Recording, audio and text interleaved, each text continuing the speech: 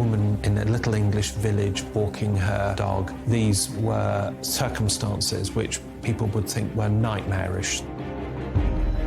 It broke a family. It caused the most horrendous shockwaves to a community. You could sense that a village like this wasn't used to crime of that degree. There was no possibility that he could be tried again for that offence. I think it gave him this powerful energy that he used to terrorise people. His behaviour was vile. This was a historic ruling in terms of double jeopardy. It was legally groundbreaking. It was high stakes. This was the first in the country. He clearly thought he'd effectively got away with it.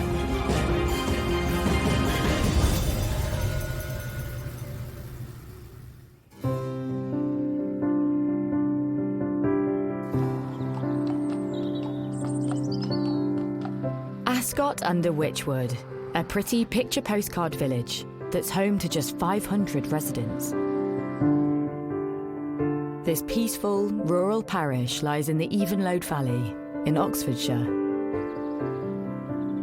Ascot under Wychwood is a small village. Lots of villagers will have been here for many, many years. There will be families that have had descendants that have grown up in the village, and people know each other, that people look out for one another. It really is a tight-knit community where people generally know what's going on. You know, if you drove through a village, you'd say, oh, this is a really nice place to live, you know, very idyllic, nice people, and a place where you perhaps also feel quite safe.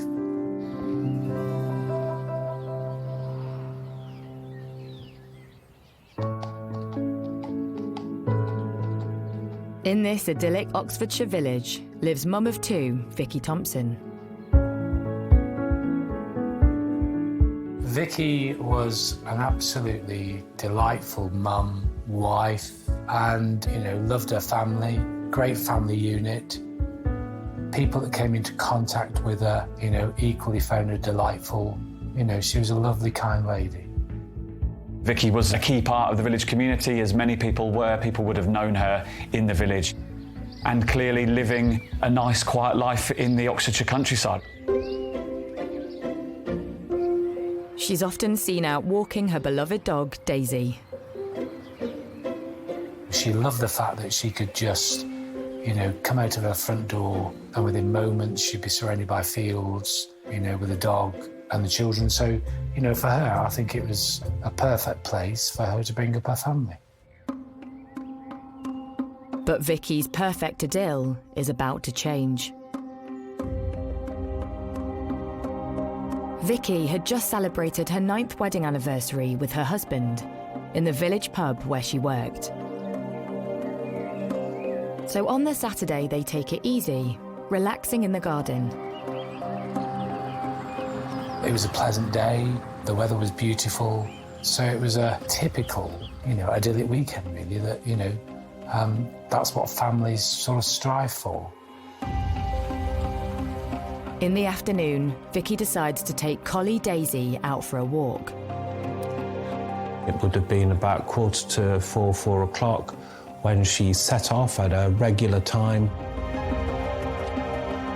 down the same country lane, across a little bridge over the river that ran through the village, to walk Daisy down to Shipton Lane, it was called, and to come back. It's typical of a village lane in this sort of area, perfect for walking the dog, and I'd imagine it was a well-worn route for Vicky and many other dog walkers in the area. But today, Vicky's dog Daisy does something quite unexpected. The first that anyone was aware that something was wrong was when Daisy came back. And then, unfortunately, when the dog returned without her, that's when alarm bells started to ring. As time goes by, with no news from Vicky, concern starts to set in. Vicky's husband went out, started looking, spoke to neighbours, spoke to friends, and then, you know, you almost naturally go into a sort of second phase of now starting to do a bit of a search, which is exactly what happened. So it sort of morphed into more of a search and thinking something's not quite right. Vicky's husband assembles a small search team of family, friends and neighbours. They retrace her steps on her regular walk down Shipton Lane in the desperate hope of finding her. One of those who were looking for her did notice some bloodstains on the surface of the path, but they thought that they were the blood of a sheep or something of that kind. They didn't think much of it at that time, so they went back to the village, and it was only when she still didn't return and they went back again that they looked at the bloodstain more carefully and came to realise that it was quite fresh, that beneath the congealed surface it seemed still to be wet. But much more importantly, nearby they then found some broken pieces of jewellery which were very quickly identified as hers. And that then became a source of real alarm, and I think it was that discovery which prompted the first call to the police. Finding that jewellery, all that did was, I think, heighten the sense of nervousness within those that were looking for Vicky at the time. As police make their way to the scene, the frantic hunt continues for Vicky. Her husband and neighbours are terrified she's clearly come to some harm. They make their way further down the lane. This is Shipton Lane. We've got the lane itself, and then to the right you can see the train track, and they must have really panicked and must have been desperate in time to find her, and it wouldn't have taken them too long once they'd realised that she was no longer on the path to scour the local area. 3 hours after Vicky went missing, they spot something sinister. They noticed a gap in the hedge that ran alongside the lane where the bloodstaining and the jewellery had been found. And when they went over to the gap, which led into a nearby agricultural field that was bordered by the embankment of the railway line, they could see something in the distance that looked out of place, and they made their way across the field. And they would have found her in a bad way here. To their horror, Vicky's lying on the ground, with blood covering her face and head. When her husband tries to speak to her, she's drifting in and out of consciousness. She was clearly in a very bad way. He spoke of her mumbling, and he tried to keep her talking and tried to keep her coherent. I believe she could name the name of their son. Something ominous close by suggests this is foul play. There was a stone there nearby. She'd obviously been attacked. She was bleeding, and to discover her like that is quite a harrowing experience, really. But Vicky was found, and she was found alive. Her husband asked her, "Who did this to you?" But he just couldn't quite make out what she was saying. She was clearly in a very bad way and clearly very seriously injured. She was certainly not able to say what had happened, still less to identify who was responsible. With Vicky's life hanging in the balance, an air ambulance is sent in response to airlift her from the scene. Time was of the essence to call in an air ambulance. That must have meant that she was clearly very gravely injured. And so she was airlifted to hospital. She's flown straight to Oxford's John Radcliffe Hospital, which specialises in treating brain injuries. She'd suffered multiple blows with a hard object to her head, which had caused skull fractures and serious brain damage. As police secure the crime scene, their minds turn to the violent attacker on the loose.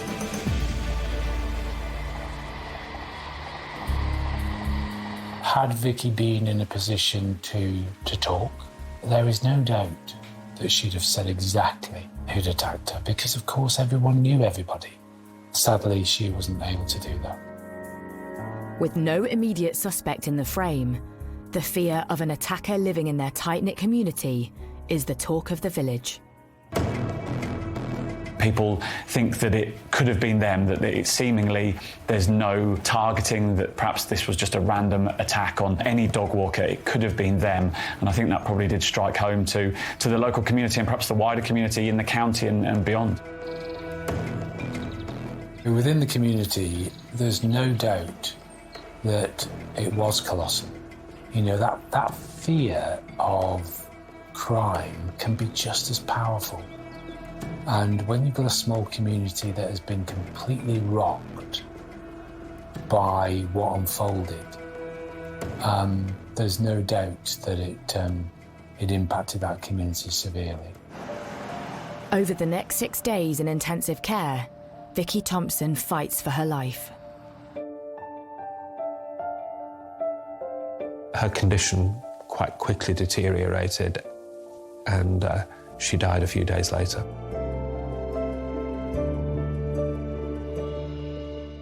And the cause of her death was blunt force head injury. It's the news no one in the quiet village of Ascot under Wychwood wants to hear. Vicky's violent assault has now become murder. As a reporter, I've covered many incidences of dog walkers being attacked, and they strike a chord with people. But when it develops into a murder, then I think it really does chill people locally.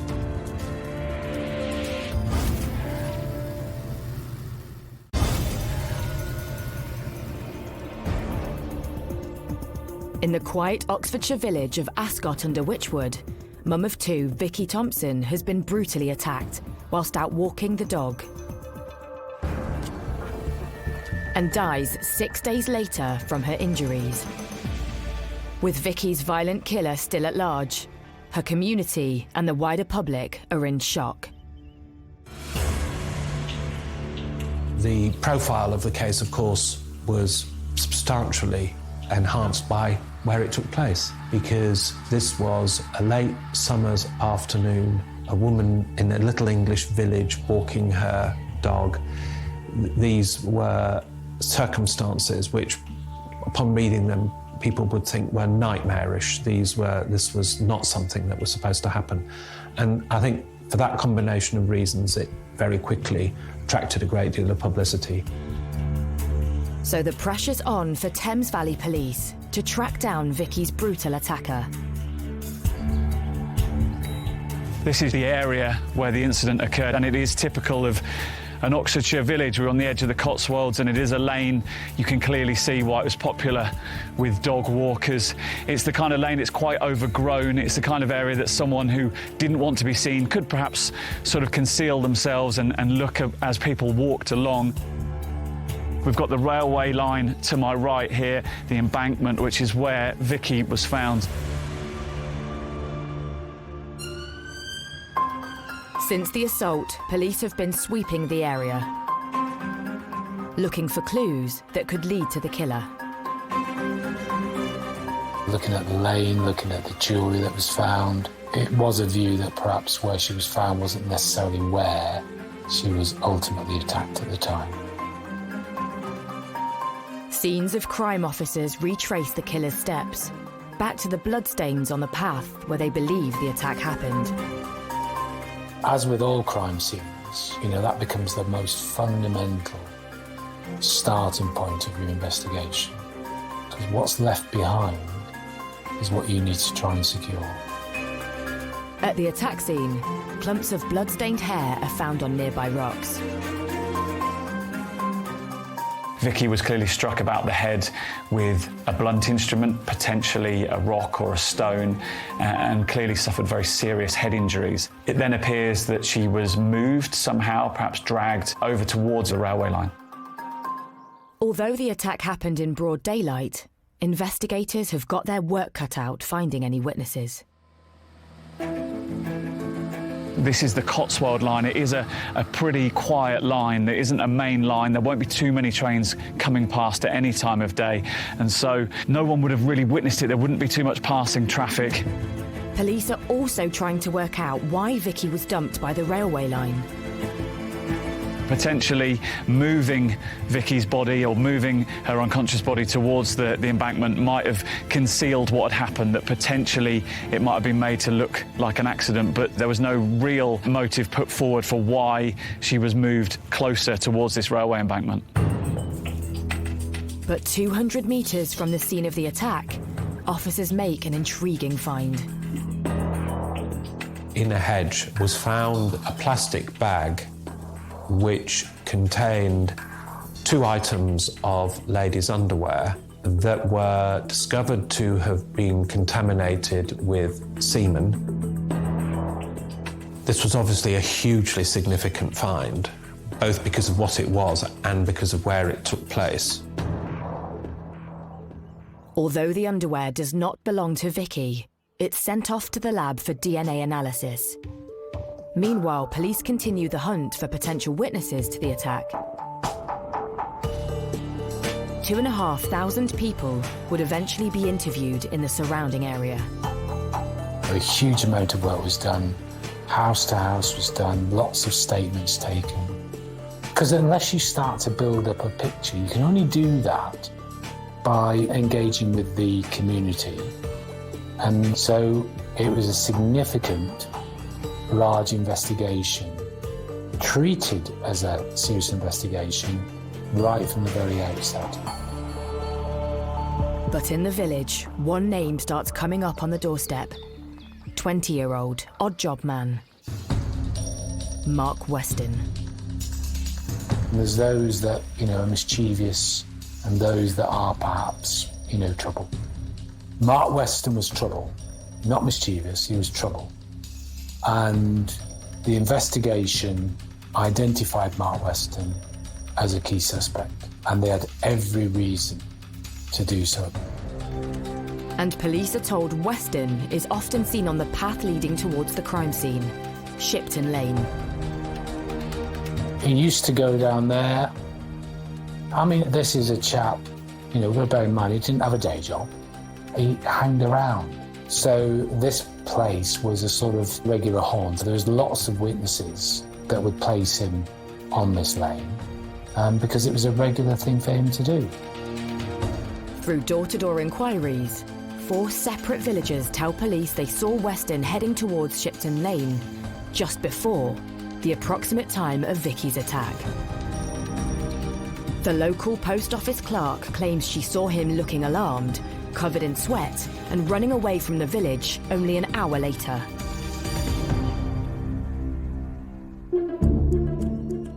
Some witnesses had come forward and said that they'd seen him acting strangely.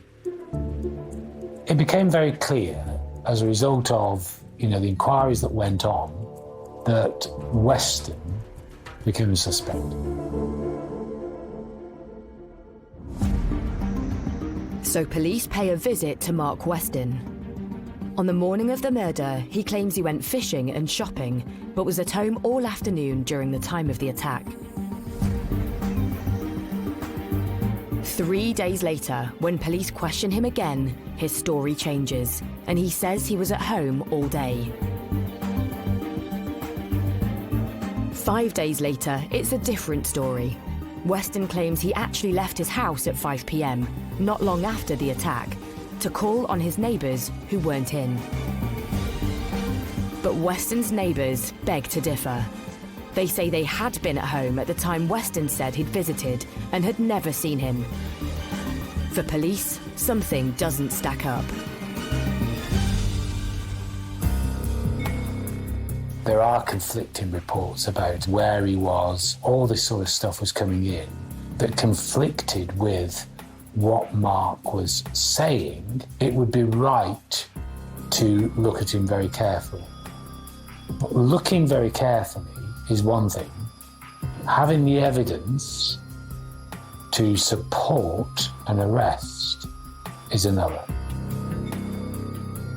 But when scenes of crime officers search his garden 4 weeks after the murder, they find the charred remains of a sweatshirt or jacket that he's attempted to burn. As the investigation went on, other evidence started becoming apparent about, the burning of clothes. And so there's a few things that led the investigation to Mark Weston. Today, police have arrested a 20-year-old man in the investigation into the murder of Vicky Thompson.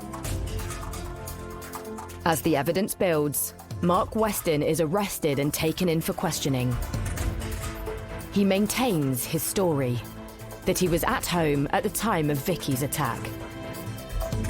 Meanwhile, police search his house, seizing some of his clothing, including a pair of his boots. They are sent off for forensic analysis. The results come back to the senior investigating officer. The SIO at the time asked the question, was there blood on this boot? The answer came back, no. You can't do any more with that. The question's been asked, and the answer was given. Weston is released, and the police continue their inquiries. But soon, the lab has more news, and this time it could turn the case on its head. The lady's underwear found near the crime scene has a DNA result for the body fluids found on them. It matches Mark Weston. That became a key piece of evidence. It linked Mark Weston to the scene, no question at all.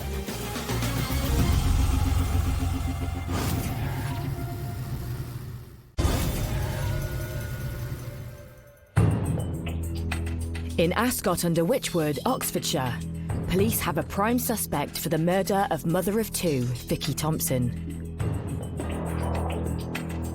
DNA linked to Mark Weston is found in a bag of ladies' underwear close to the attack scene. With this new key evidence, police now believe they've established a motive.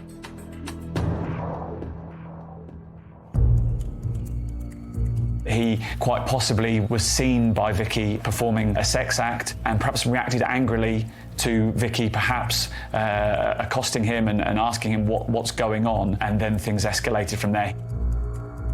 I mean, would he really want the village to be aware that he was behaving like that, which was perverse activity? I think he was threatened with humiliation and possibly worse. And I think the initial violence that he used was in temper and spontaneous. Once things start to go wrong, they get worse. And I'm afraid I think that's what happened here. As Weston is put under the spotlight, more evidence is uncovered, linking to the bag of underwear found near the attack scene. During a search of a narrow watercourse that ran down the back of the gardens of the houses in the street where he lived was another plastic bag in which were found other items of ladies' underwear which had been placed there or an attempt had been made to conceal them after the day of the attack.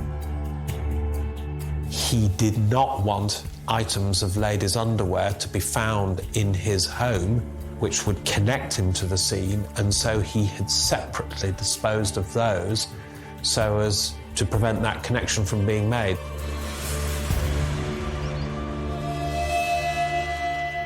Although none of this underwear belongs to murder victim Vicky,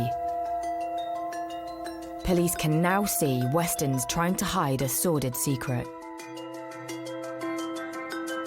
It was the underwear of women who lived in the village, and it had been taken from their washing lines, and he was using it for a sexual purpose. His reputation in the village from that day onwards would have been destroyed. I think there would have been an element of ridicule in it for him, and it might well be that he just couldn't bear the thought of that.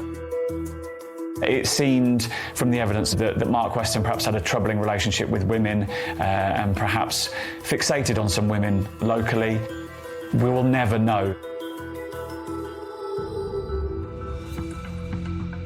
Today, a 20-year-old man has been charged with the murder of Vicky Thompson.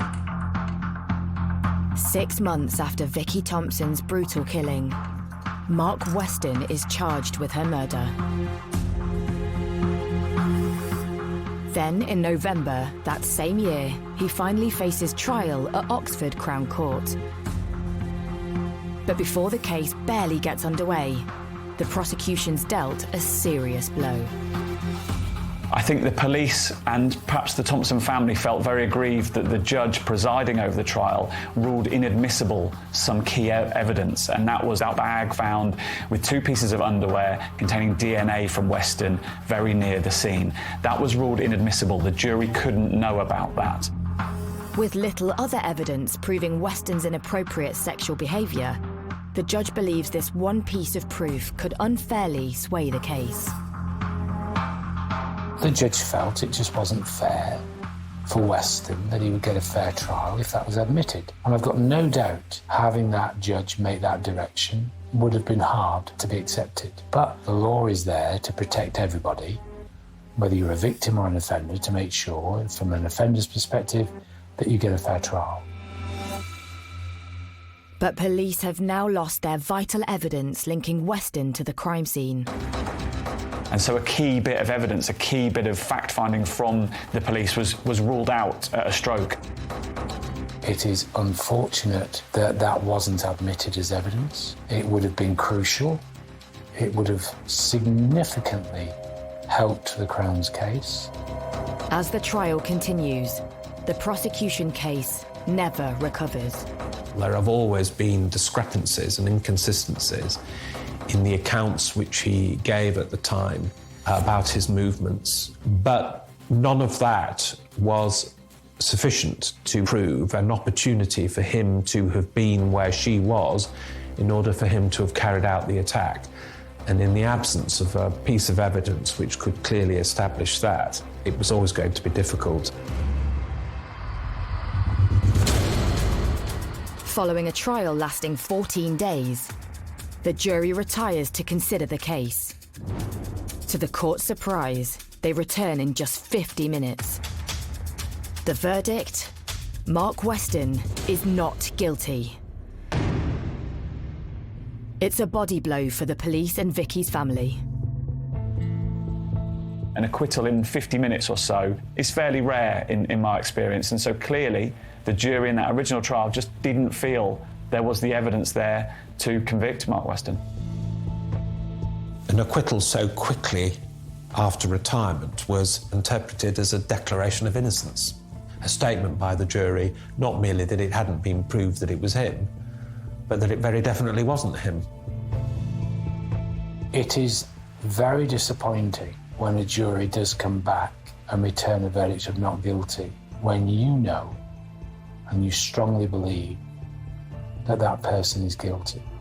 The case was thrown out very quickly, and so the police and Thompson's family and friends clearly walked away from the Crown Court that day very disappointed indeed. They made their decision at the time that had to be accepted. Mark Weston even appears on local news to boast about his acquittal. Cleared of murder, Mark Weston is this morning back with his family. Well, I've done nothing wrong, but they still kept saying it was me, though it wasn't.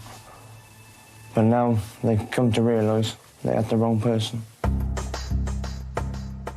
And to add salt to their wounds, Thames Valley Police comes under fire from the unlikeliest of places.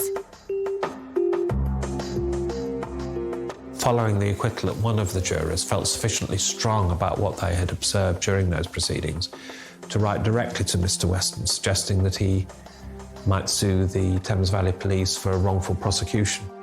Although Weston secures legal aid to do this, his case runs out of steam. So he turns to other ideas of how to seek revenge. There's a thought that you might quietly just go back and just be perhaps under the radar. Weston was none of that. When he got acquitted, I think he had a sense of empowerment. He acted with impunity after that. He moved back into the community. And he taunted the community, perhaps in some ways, and literally harassed people who'd been involved in that original trial. He didn't try to fade away. Barely a year later, Weston launches a campaign of harassment against the village bobby who helped investigate the case. Day and night, he makes up to 50 silent phone calls to the PC, his wife and their 2 daughters. He terrorised the officer. And bearing in mind, that's how we policed. You know, we're in that community, we're part of the community, because you are a member of the village. And I've been there, and it's lovely. But the thought of them being terrorised is just harrowing.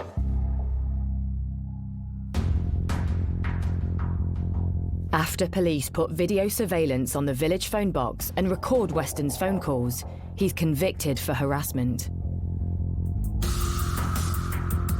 Weston is sentenced to a 2-year conditional discharge and a restraining order. So next, Weston moves on to another villager who also provided evidence in his murder case. I believe he put some posters up around the village, and he made remarks about people being a grass, and clearly he went on the offensive. Weston shines lights into his neighbour's house and posts threatening notes through her door.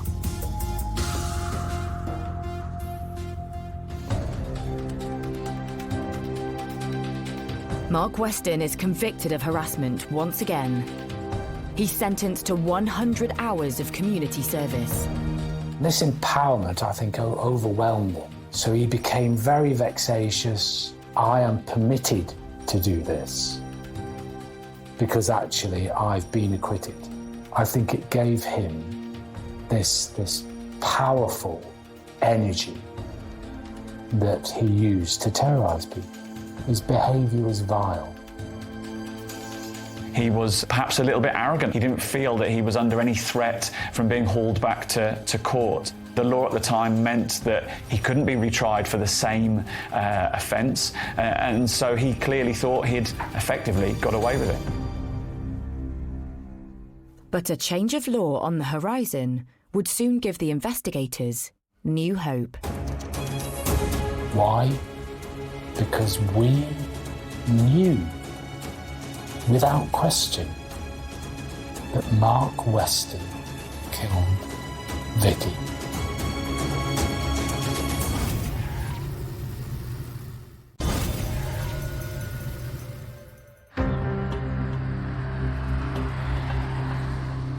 Ascot under Wychwood, Oxfordshire. In spite of proof linking Mark Weston to the murder of villager Vicky Thompson, he's acquitted in court. And the so-called double jeopardy law means Weston will never face justice again, even if new evidence comes to light. It was a horrific attack, and her family must have been deeply troubled by no one having been convicted of her murder. But in 2003, there's fresh hope. Parliament passed an act which abolished the common law rule of double jeopardy, permitting, in limited circumstances, the prosecution for a second time of the same individual for the same offence. 2 years later, on the 10th anniversary of Vicky's tragic murder, Thames Valley Police's cold case review team reopens the investigation, with then Detective Superintendent Barry Halliday leading the unit. That was typically one of the cases that was immediately identified as needing to be reviewed. That didn't mean it was easy for prosecutors to bring another case. It was, in fact, there was a very high bar for the prosecution to succeed. They'd also need compelling, fresh, new evidence. They knew that a murderer had walked free after that initial trial, and they just needed that one piece of evidence to get him, to nail him, to get their man. The light bulb moment for investigators comes from another high-profile case that hit the headlines 5 years earlier. The murder of Peckham schoolboy, Damilola Taylor. The senior police officer was attending a lecture, and how, upon the first investigation of the death of that little boy, highly incriminating bloodstains had not been detected upon items of clothing being examined by scientists during the investigation, and how difficult it is sometimes to find them. So detectives try and hunt down any of Weston's belongings that weren't returned to him following the first investigation. They're in luck. Weston's boots are found in one of the Force's exhibit stores. Could they contain that golden nugget of proof police desperately need? There was no harm in sending those boots back in. Fresh pair of eyes, fresh forensic opportunities, and testing and examination, and just be sure that there was no forensics on those boots. In the 10 years since the boots last saw the light of day, forensic techniques have massively evolved. The changes in procedures for searching for blood would involve a change in the sorts of lights that we regularly use. We now use a fibre optic lamp, and that has a halogen bulb in it. Previously, people just used perhaps an overbench light with a tungsten bulb in it.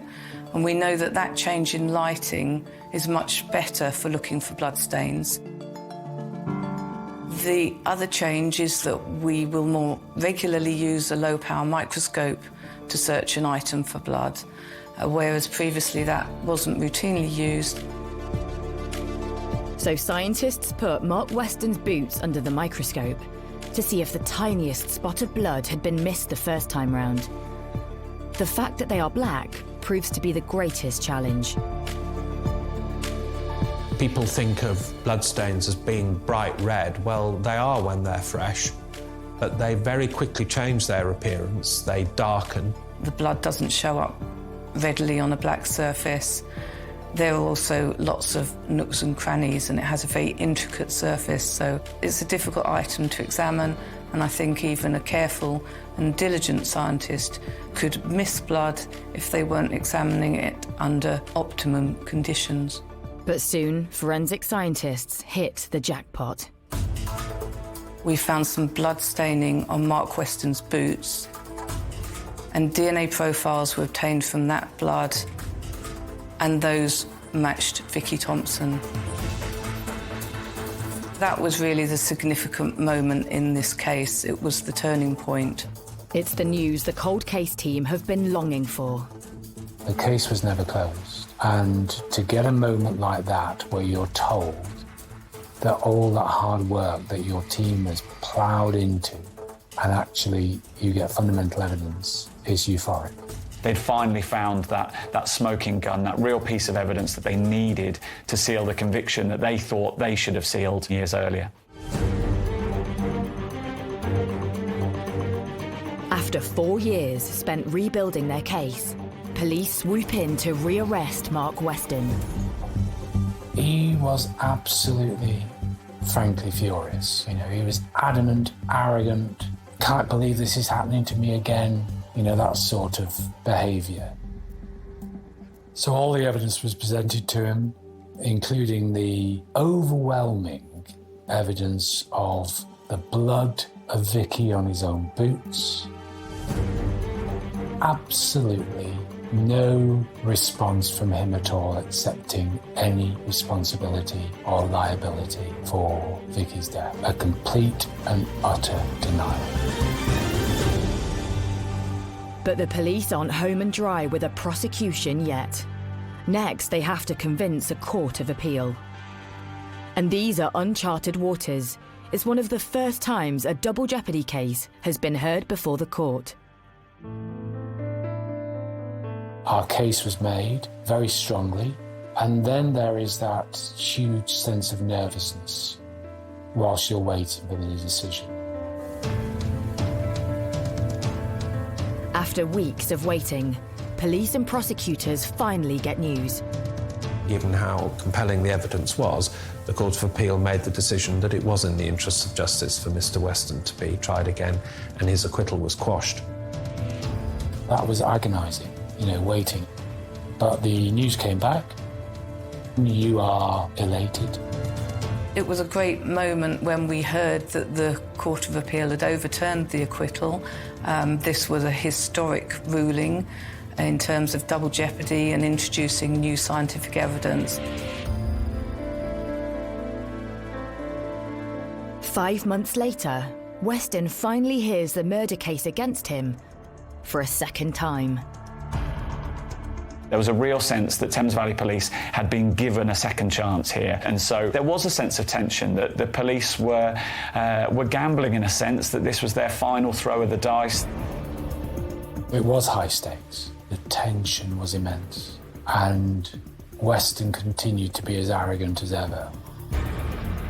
But this time, the discovery of underwear near the crime scene linked to Weston is allowed to be heard in court. It's clear even he can't explain away the overwhelming evidence against him. There wasn't going to be much anybody could do about the fact that her blood was found on his boots. The scientific evidence this time round was simply unanswerable. Perhaps he knew that his time was finally up, and that last piece of evidence was crucial, and he couldn't fight this any longer. But Weston's fate is once again in the hands of the jury as they retire to consider their verdict. The trial was absolutely extremely intense. That wait was probably the most sensitive, nervous time I've ever experienced. The jury delivers their verdict. Mark Weston is finally found guilty of Vicky Thompson's murder. 15 years after her death, the judge jails him for a minimum of 13 years. This arrogant man, this man who'd sort of taunted those who tried to bring him to justice, was finally behind bars. It's a relief to the husband who comforted his dying wife after Weston's vicious attack.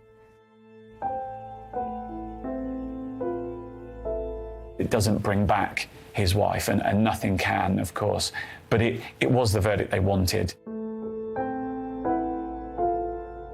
It was big, it was significant, but let's not lose sight of the real fact here.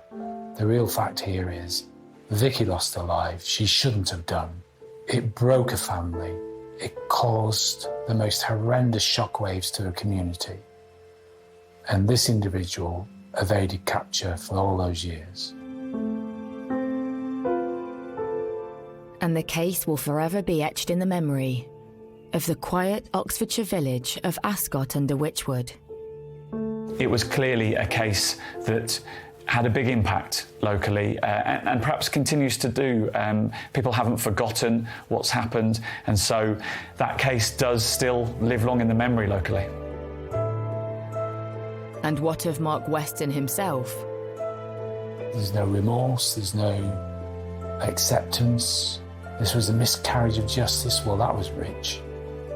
The miscarriage of justice occurred years ago. Weston committed that murder, and Vicky's life was taken away by that monster, nobody else.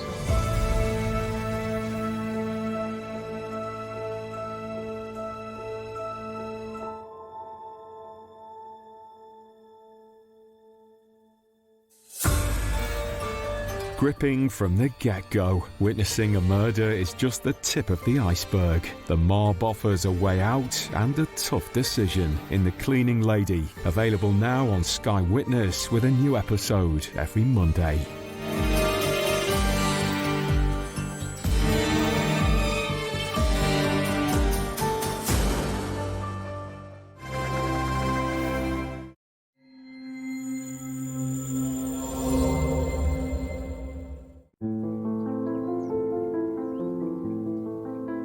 I was thinking, who would be capable of such a heinous crime? I was shielded from the raw details. It did change the village at the time. as a fledgling serial killer, and that's what he is, I'm glad that at least he was nipped in the bud. On the morning of the 30th of October 1966, a discovery was made that was to plunge the village of Beenham into a nightmare that its inhabitants would have to live with for nearly half a century.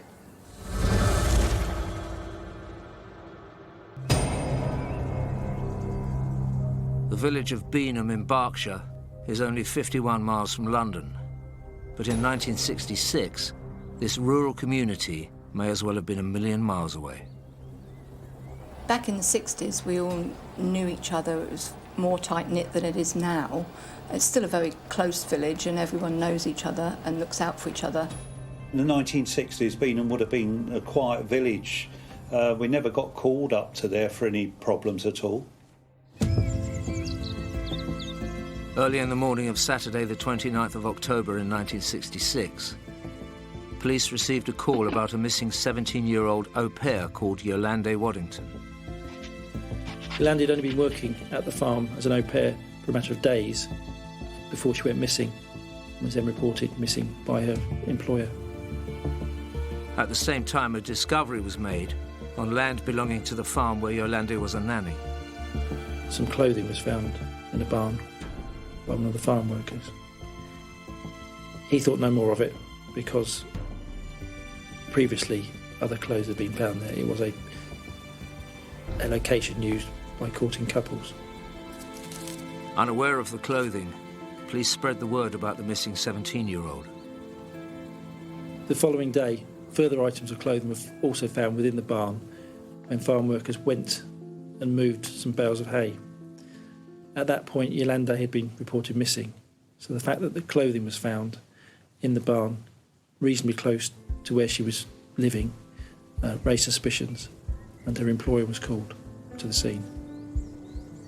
It didn't take long before everyone's worst nightmares were realised. On the 30th of October, a body was found by her employer in a ditch close by to the barn where her clothing was found. She was naked, or almost naked. Her hands had been tied behind her back with twine, or baling twine.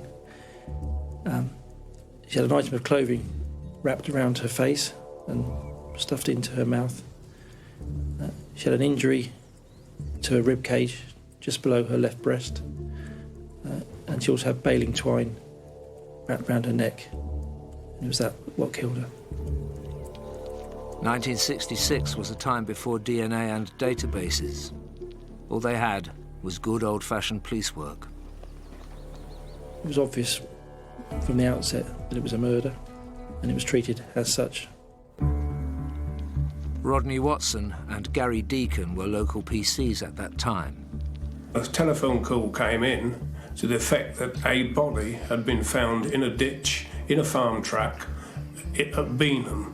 It was quickly established that we had received a report of a missing girl called Yolande Waddington, and as a result, I, amongst others, went to the scene to secure the scene.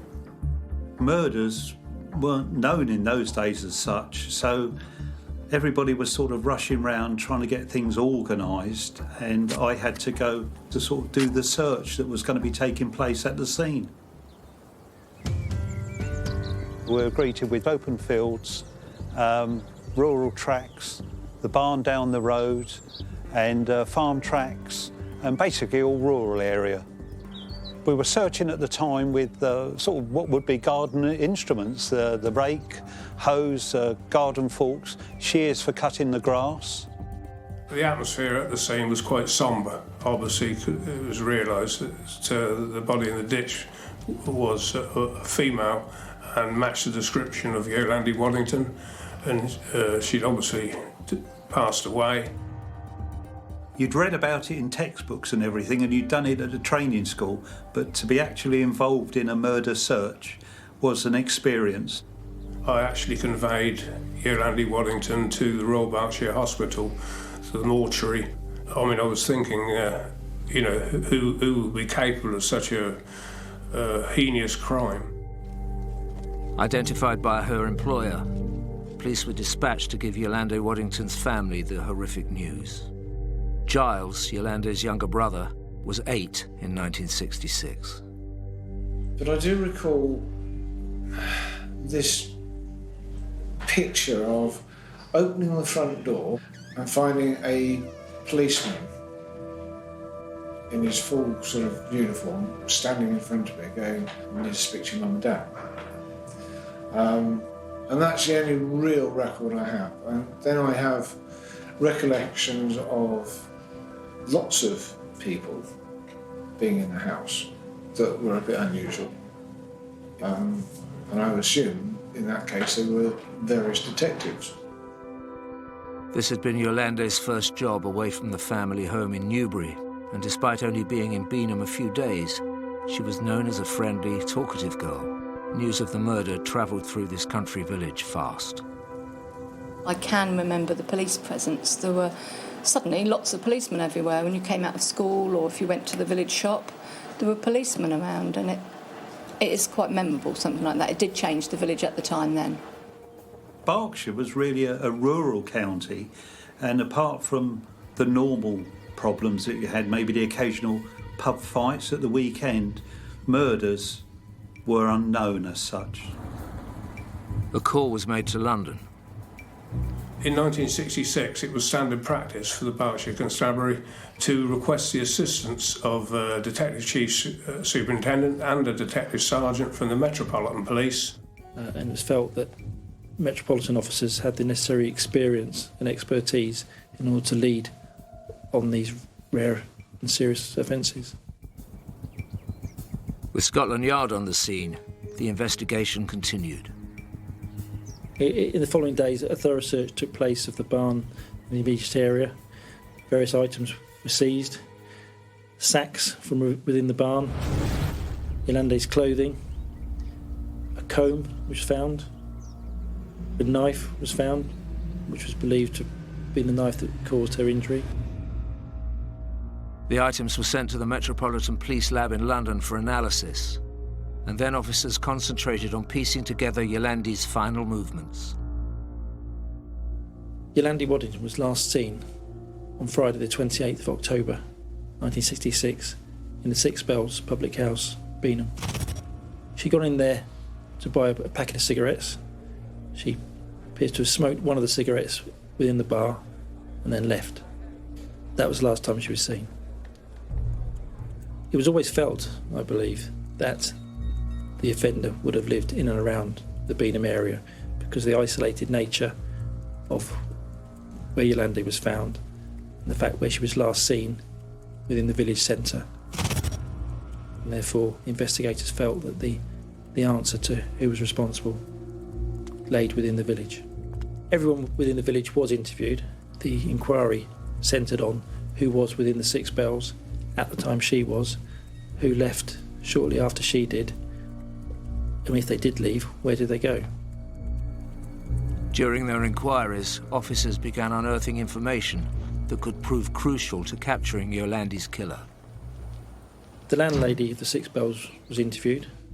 She remembers selling a packet of cigarettes to a girl fitting Yolandi's description. A man by the name of David Burgess was in the pub at the same time Yolandi was there.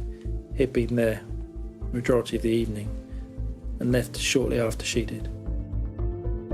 Just days after the brutal murder of teenager Yolandi Waddington, police already had a suspect.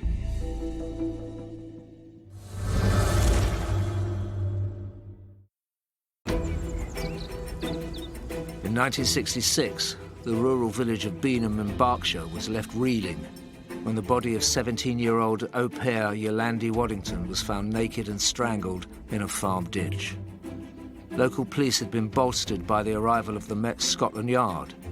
Items belonging to Yolandi found at the scene had immediately been sent for analysis, and after a few days, they already had a suspect, a local man called David Burgess. He was of interest because he was in the pub, the Six Bells, at the time Yolandi was there, and left shortly after she did. The following day, he was seen with scratches on his face. He stated that he'd fallen into a bush on his way home. Police spoke to him, He stated he had been in the Six Bells and then had walked home from the Six Bells. With nothing else to go on, 19-year-old local lad David Burgess was released, and the investigation moved on.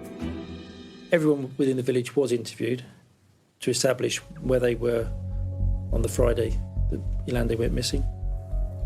Over the next few weeks, the usually quiet village of Beenham was a hive of police activity as they hunted Yolande's murderer. I can remember the parents being really quite concerned of us kids going out to play, and the people in the village were quite scared. At the time, our school was just down at the end of the lane there, and we used to just run up the lane and round and home. But once this happened, then all the mums were always at the school to meet us and walk us home. The police presence outside the hall, they were always there every day, which was obviously quite strange for Beenham to have so many police around.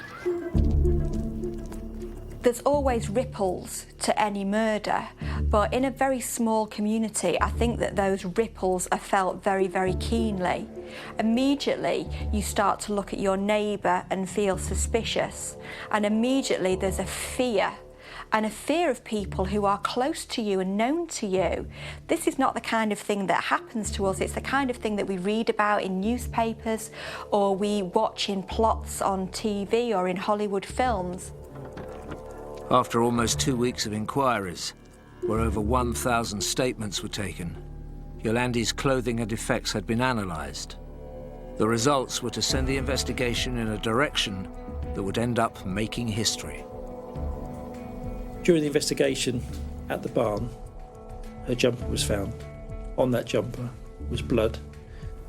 When that blood was examined, it was found not to be hers. Following that, it was decided to request blood from every person, every male, over the age of 16 that lived in and around Beenham. This was a bold move by police, as the science behind it was in its infancy. Limitations of forensic science testing in the 1960s basically revolved around the limitations of testing for blood. We knew that there were 4 blood groups, and you could break it down a little bit more, but you could never rule somebody conclusively in as a suspect. You could only rule them conclusively out. Progress, though, had recently been made. In 1966, 2 forensic serologists working for the Metropolitan Police came up with what they thought would be a new technique that could be used for forensic applications. The new application would help to further distinguish individuals on the basis of their blood. By early November 1966, police decided to push on with what became the first mass blood screening ever attempted in the UK. Posters were put around the village inviting men over 16 to give blood, and also showing a knife similar to the one found in the barn. Following the publication of those photos, David Burgess approached an officer within the village and told him that he had once owned a knife very similar to that. Yolande's murder would have been very big news in a very small village. So here is a concerned citizen who is giving police information about a knife that they've recently lost. That's very helpful. But it becomes slightly more suspicious when you also factor into account that Burgess was also the last person to see Yolande alive. Before a single blood sample had been taken, David Burgess had re-emerged as the police's main suspect. David Burgess was arrested. In interview, he stuck to his story. The fact that he was in the pub, he couldn't dispute that because other customers had seen him. And the scratches, he explained those by saying he'd fallen into a bush on his way home because he'd had too much to drink. Despite letting him go again, David Burgess, who worked at the local gravel pits and was already known to the police as a troublemaker, soon became the subject of gossip amongst the local bobbies.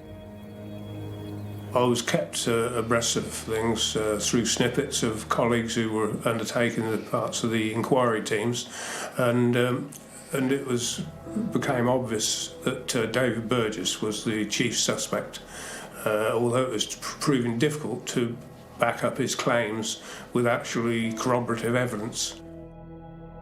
Frustrated they couldn't prove Burgess's guilt, police continued looking into other local men. My dad actually got arrested for the murder for Orlandi, because what happened was the bus stop used to be outside the Six Bells pub, and he was in the pub and he had a Land Rover, and he said to her, because he was tipping down around, sit in my Land Rover while you wait for the bus. And somebody must have clocked that, and he got arrested and taken in, but in the next day was released, so they know he never done it. There are 16 men that were of particular interest to the investigation. However, one by one, those men were eliminated. With the investigation floundering, police still had what they hoped would be the ace up their sleeve. On November the 23rd, 1966, blood samples were taken from every male between the ages of 16 and 50 living in Beenham. In excess of 200 men had their blood taken. The type of blood grouping that was done was new. This case was certainly one of the first times that mass blood screening was used.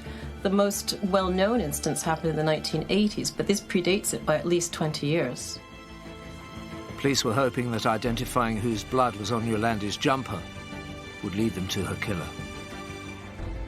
They were able to say that only 2% of the population would have had blood of that type, and that was borne out by the fact that out of in excess of 200 men that gave their blood, only 4 people had the same blood grouping as that found on Yolandi's jumper. Police were desperately hoping David Burgess was one of them. It wasn't his blood on the jumper, or his blood didn't appear to match the grouping that was found on Yolandi's jumper, so there wasn't a great deal more that the police could do. With the 4 men whose blood matched the grouping of the blood found on Yolandi's jumper, they were all subject of intense investigation. All of them had alibis for what they were doing, and therefore were ruled out of the investigation. It had been a massive gamble to take this unprecedented step in the investigation. Unfortunately, it hadn't paid off, and the police were back to square one. The investigation were obviously limited as to what they could do forensically. They did all they could in relation to try and show who was at the scene with Yolandi, but back in 1966, they couldn't progress it. With no new evidence coming to light, there was a difficult decision to make. The investigation finished in March 1967.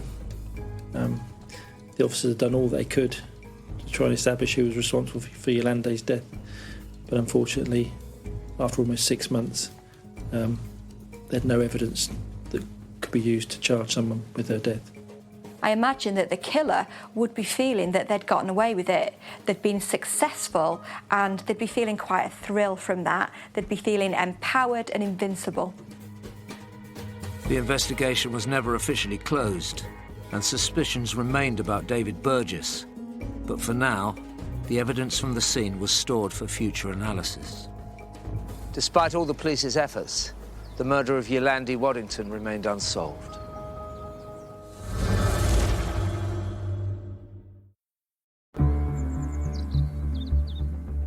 After 6 months, the investigation into the murder of 17-year-old au pair Yolandi Waddington had been stopped. The village of Beenham looked as if it was going to be living with a killer on the loose for the foreseeable future. Inquiries may have ended, but despite there not being a match in the UK's first mass blood screening, local troublemaker David Burgess remained the police's prime suspect. This was a village on the edge. On the 17th of April 1967, the village of Beenham hit the news again. We've got another call come in to say that 2 9-year-old girls hadn't returned home after going out to play in the village of Beenham. And we all thought, no, this cannot be. Surely nothing's happened to them. But I attended with a lot of officers, probably 20 to 30, and volunteers from the village. And we searched the area by some gravel pits, and having been issued with the whistles to blow if anything was found, after about half an hour or so, somebody blew a whistle. The whistle could mean only one thing. When the call came in to say 2 bodies had been found, then you get a bit disheartened, you think, how sad. And it was a lonely area, these 2 young children as they were out there on their own, and something had happened. Devastating, really, yes. The awful news reverberated around the village. We were really in shock, and the teachers were in shock, parents were in shock, and it was really quite scary, actually. Police quickly got to work. They were determined that this murder would not go unsolved. It was obvious that these 2 girls had been murdered, so an investigation took place. It wasn't long before police had a person of interest, and the name didn't come as much of a surprise. Because David Burgess was one of the main suspects in the Yolandes case, the fact that he worked so close to where the bodies of the 2 9-year-olds were found made him a strong suspect almost from the outset. He was interviewed, his clothing was seized, and from one of his boots some blood was found, and that blood grouping matched one of the girls. David Burgess was charged with the monstrous killing of the 2 9-year-old girls, Jeanette Wigmore and Jacqueline Williams. We'd heard that Burgess had been arrested on the possibility of committing the murders of the 2 schoolgirls, and I suppose we were all really delighted. In July of 1967, just 4 months after the horrific killings of Jeanette and Jacqueline, David Burgess was presented at Reading Crown Court accused of their murder. It was a swift, uncomplicated hearing. Burgess stood trial and was convicted of both the murders of both 9-year-olds in July 1967. Escorted to his life sentence by Rodney Watson, Burgess's behaviour was, under the circumstances, bizarre. I was handcuffed to him in the dock, but most of the time he didn't really seem worried about what was happening. He kept on looking round, occasionally laughing, chuckling to himself, and not really worried about proceedings.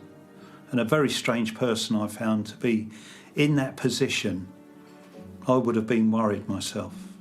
And then he was remanded in custody and then taken down and then released into the prison authorities. And that was the last time I ever saw him, in fact. Now, I know that when I assess psychopaths, some of the things that I look for are callousness, lack of empathy, but just a general blunting of emotional response and effect. Now, here is somebody who is acting very oddly indeed. We know that he's not got a mental illness, but you have to question what else is going on. Rodney's macabre introduction to the darker side of police work was over. But there was still one question that remained unanswered. Who had murdered Yolande Waddington? In 1968, a potential answer came from prison. David Burgess admitted to being responsible for causing Yolande's death to a prison officer, and that prison officer subsequently made a statement to police. Could the man who police had always suspected of Yolande's depraved murder be confessing? On April 3rd, 1968, Burgess was interviewed in prison by police officers in relation to the admissions he'd made concerning Yolande's death. To those officers, he said words to the effect of, "You'll have to prove it."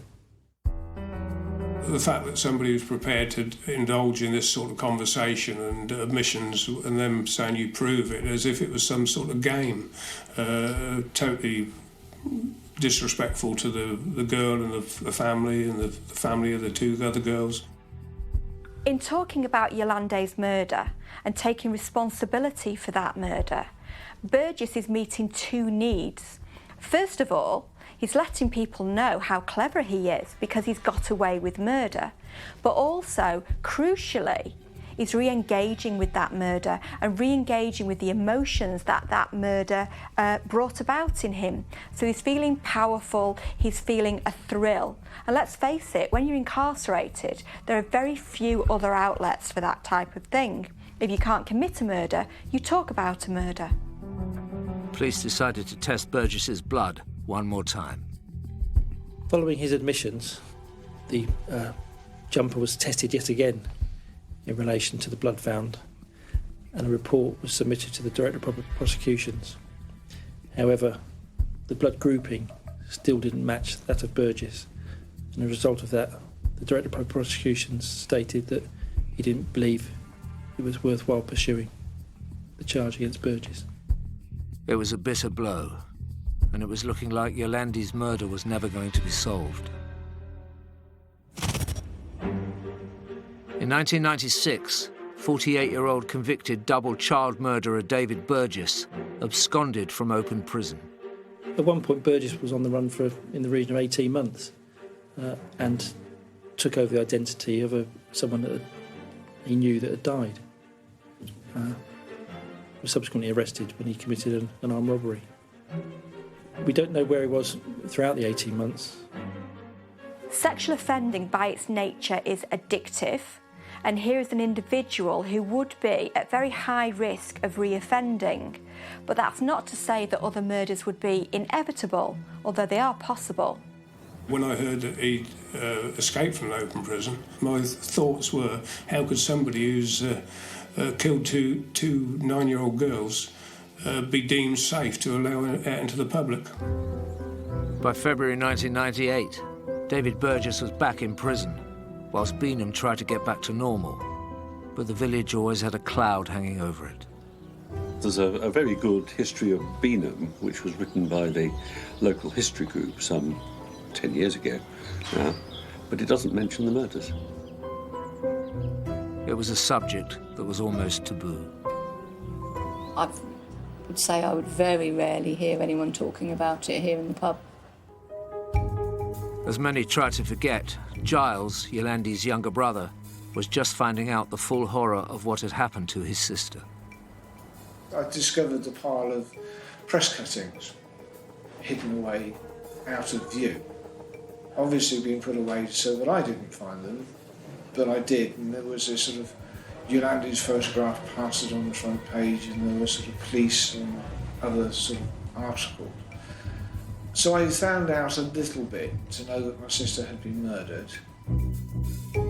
With David Burgess safely back behind bars, advances were being made in DNA analysis, meaning previously unsolved murders were worth revisiting.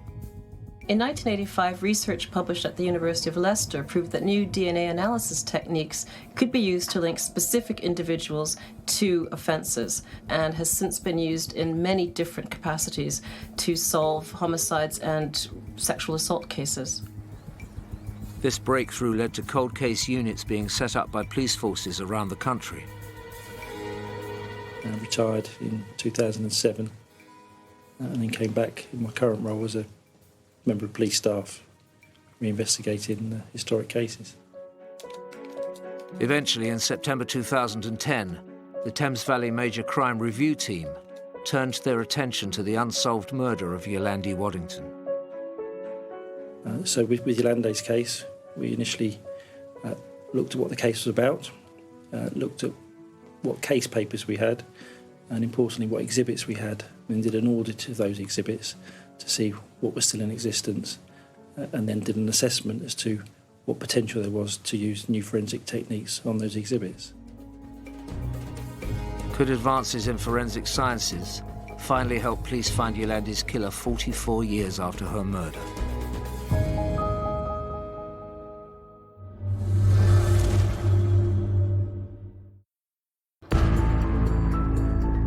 Up until 2010, the 1966 murder of Yolandi Waddington remained unsolved, despite the police believing that double child murderer David Burgess had been responsible from the very beginning. Then Thames Valley Police decided to reopen Yolandi's case to see if DNA could identify and convict her killer. The new investigation began by finding out what evidence had survived. We had items that were found in the barn, some items of her clothing, but importantly, what was missing was the oatmeal jumper that Yolandi was wearing at the time of her death. That was an item from which a bloodstain was found, which wasn't hers, and it was that bloodstain, the grouping from that bloodstain, which was used on the initial investigation to get the blood grouping with which to match against people from within the village. As the only item belonging to Yolandi with someone else's blood on it, the missing jumper was a big blow. There were another key items that still did exist, and it was those that we were able to submit to the forensic laboratories for further work to take place. By January 2011, police managed to recover Yolandi's headband and a plastic fertiliser bag. Now it was up to the lab to find DNA not belonging to Yolandi. We here at LGC have a cold case team that is dedicated just to cold cases. We'll use whatever available technology is there in order to try and help solve the case. Locating the evidence was only half the battle. Usable DNA needed to be found.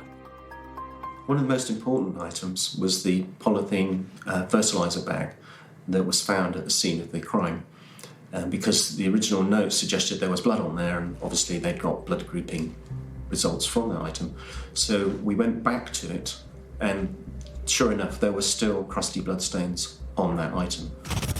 We then sampled some of those stains and carried out DNA profiling on them and got a good profile. The lab was quick to give Thames Valley Police the news. And they said that they had a profile. That profile, a DNA profile that is, that profile was then searched against the National DNA Database, and there was a match against David Burgess. Already in prison for double murder, David Burgess was in the frame again. But it did pose the question, why hadn't he been a match when he was tested in 1966 or 68? I would have expected him to match if the test had been carried out correctly. And unfortunately, we can't go back and recheck that particular test, and we don't have any documentation in order to see whether there might have been a transcription error, a problem in moving information of the actual type onto another page that was used in a report, for example. As far as the team were concerned, Burgess's blood had been incorrectly categorised in the 60s. But persuading a jury of this wouldn't be easy. They had to use the DNA to prove that the blood had always belonged to Burgess. Although it was good evidence to have Burgess's DNA on that sack, the problem we had was that he was a local young man, would have had ready access to that barn, so we had to get evidence over and above that, because potentially he could have just said, yes, that's my DNA, I'm local, so what? Roy Green and his team at LGC continued investigating the evidence. As we looked through the old case notes that were prepared over 40 years previously, we noticed that one of them, the headband, had a description of it saying grubby, and that was it. But on examining the item, we found that what were thought to be grubby marks were actually blood. The DNA profiling results showed that there was a mixture of DNA on the headband. Some of it could have come from Yolandi, and that's to be expected because it was her item. But also, some of it could have come from David Burgess. If Burgess's DNA was definitely on the headband, it would show that he'd come into direct contact with Yolandi. Police had to prove beyond any doubt that the DNA was his. We had to refer to a specialist in genetic statistics at UCL, and he was able to say that, in his opinion, the DNA profile found on her headband was a 1 in a billion match probability to Burgess. A 1 billion to 1 match was conclusive proof that Burgess and Yolandi had had physical contact. It was time to let the surviving members of Yolandi's family know what was happening. I tend to try and only make contact with the family when we have new evidence, which hopefully will bring their case to a successful conclusion. In Yolandi's case, I approached Giles, her brother. There wasn't a sort of sense of relief, a sense of... I can't say that I felt anything. It's a process. And it still feels as though it's a process because it makes no difference to the end result. Yolandi is dead, never to be alive again.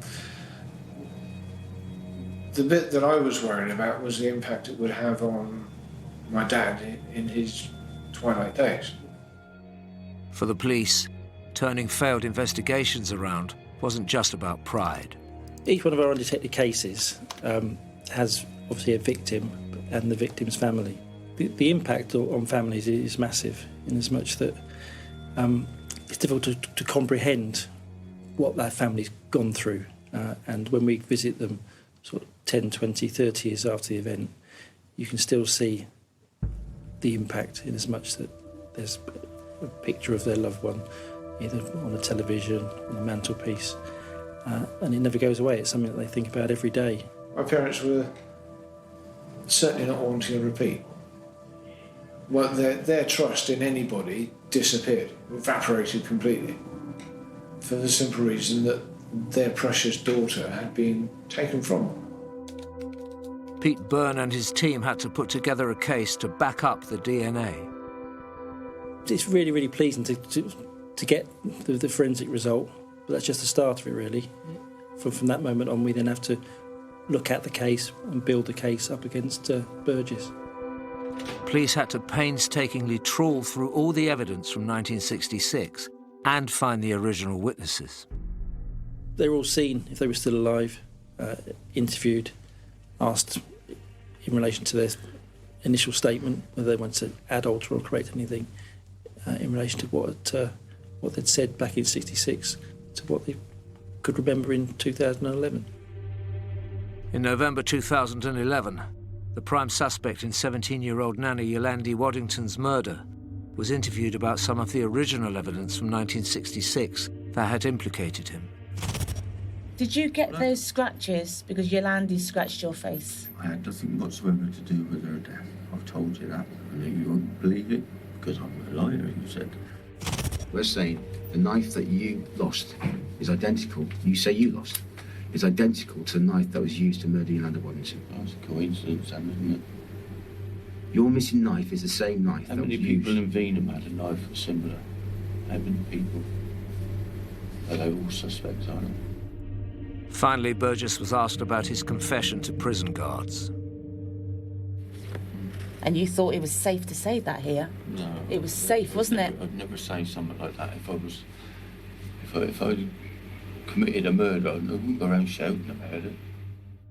After we finished interviewing Burgess and he was charged, we then carried on building the case up against him, putting the file in to the CPS, and then getting ready for the trial. 45 years after he'd first been the main suspect in Yolandi Waddington's brutal killing, David Burgess was going to stand trial for her murder. It's not every day that you get told that your sister's murderer has just been arrested. It was a sort of sense of, wow, that's progress, and significant progress.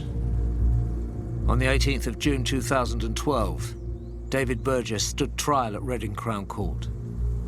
I was confident in the results that we'd obtained, but in the background there was always this mistyping of the original blood grouping results that could be a potential stumbling block. If the defence could sway the court into believing there was no way that the 2 blood tests done on Burgess in the 60s could have been wrong, he'd get off the murder of Yolandi yet again. It was a difficult time for Giles. There is no provision whatsoever for, or any preparation that can prepare anybody for facing a trial as a victim's relative. For David Burgess, it all seemed nothing more than an inconvenience. I saw him throughout the trial. His attitude didn't seem to have changed at all from when we'd first interviewed him. He just simply appeared bored by the whole proceedings. The jury and Giles were told all the grisly details. The fact that she'd been found naked, her clothes had been strewn about, she'd been stabbed, she'd been strangled, the whole thing had been a sexual crime. And that's the bit that was uncomfortable because I found it out for the first time. Through expert witnesses, the prosecution explained how the original blood tests must have been wrong, and more witnesses called. One of the key points of the trial was a witness that we'd located in Australia who was living in Beanham just prior to the murder. She gave evidence to the effect that Burgess had attacked her one evening prior to the attack on Yolande. We were able to use that evidence, what's called bad character evidence, put that before the jury to show the type of man Burgess was. Once all the witnesses found by Pete Byrne and his team had given evidence, there was only the DNA left.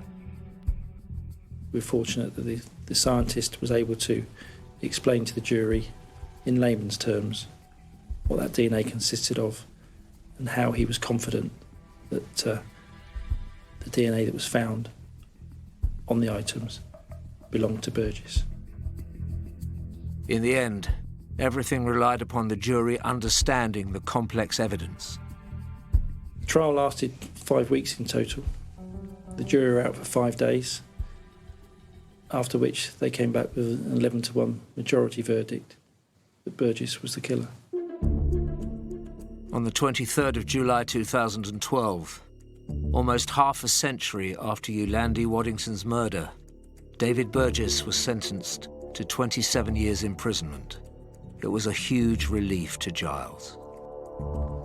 For want of the better expression, shouted from the rooftops to say, no matter how old the crime, the resources are now there to provide justice now. He should be 92 years of age when he's released. I don't think he should ever be released. Burgess is clearly a sexually motivated repeat killer, and you do wonder how his killing career would have been progressing had he not been caught. But as a fledgling serial killer, and that's what he is, I'm glad that at least he was nipped in the bud. We're very, very pleased that we got the result, but that's what me and my team do. We reinvestigate the historic cases that are unresolved. Burgess was sent back to prison, but questions were raised about the 18 months he'd been on the run. We made sure that forces were also made aware that there was a convicted killer that potentially could have committed offences anywhere within the UK within that time, so we passed on his details to other forces. By the time Burgess is eligible for parole, he will have spent 73 years behind bars for the 3 murders the police know he's committed. The question is, are there more? Join the team and face the day-to-day struggle of stamping out crime. Leave it to the experts. Saturday at 10 in the Force North East.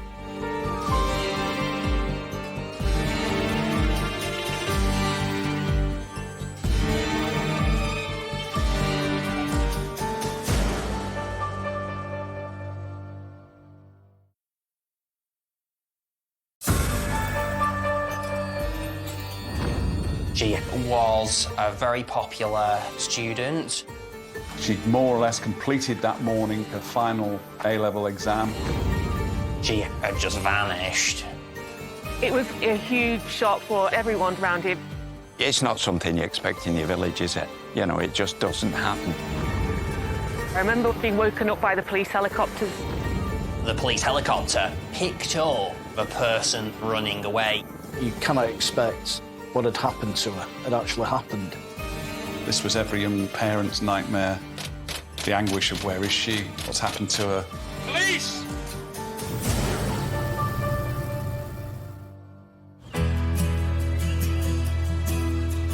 On the outskirts of Wigan lies the quiet and peaceful village of Orrell. Orrell is a really nice place to live. It's pretty quiet. We've got everything we need on our doorstep. We have loads of local shops. We have butchers, newsagents, coffee shops, craft shops. So we are very lucky around here. It's a lovely place to live.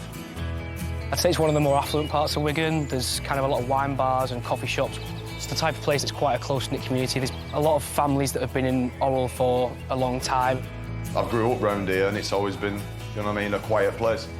It's a lot of older people, and you've got the style of people what still, till recently, still tip the cap. You know what I mean? It's like an old-fashioned area. Everybody knows everybody. Most people have lived here all their lives because really there's no reason to move away. The parkland on the edge of the village has long been a draw for locals. Orrell Water Park's a little local recreation spot. Come on, doggy. You get a lot of dog walkers coming here. A lot of people come just to kind of stretch their legs, walk the dog and get a little bit of fresh air. I come here every day. A lot of dog walkers, families, just a nice place to go for a change of scenery. I mean, I've got 2 young kids. We take the kids around the park. A lot of people go fishing there. There's always students around here in the lunchtime or the breaks. If the weather's nice, they come and sit on the benches. You follow the path up there. It can take you up to Winstanley College across the fields. With its outstanding reputation, Winstanley College attracts students from across the northwest. Winstanley College is one of the top-rated sixth form colleges in the entire country. It draws ambitious, clever young people from across Greater Manchester, also parts of Lancashire and Merseyside.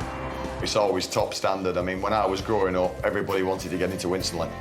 It tends to get a lot of the kind of high achievers, and people who do well in the GCSEs will go to Winstanley because they want to get the good grades to go to good universities as well.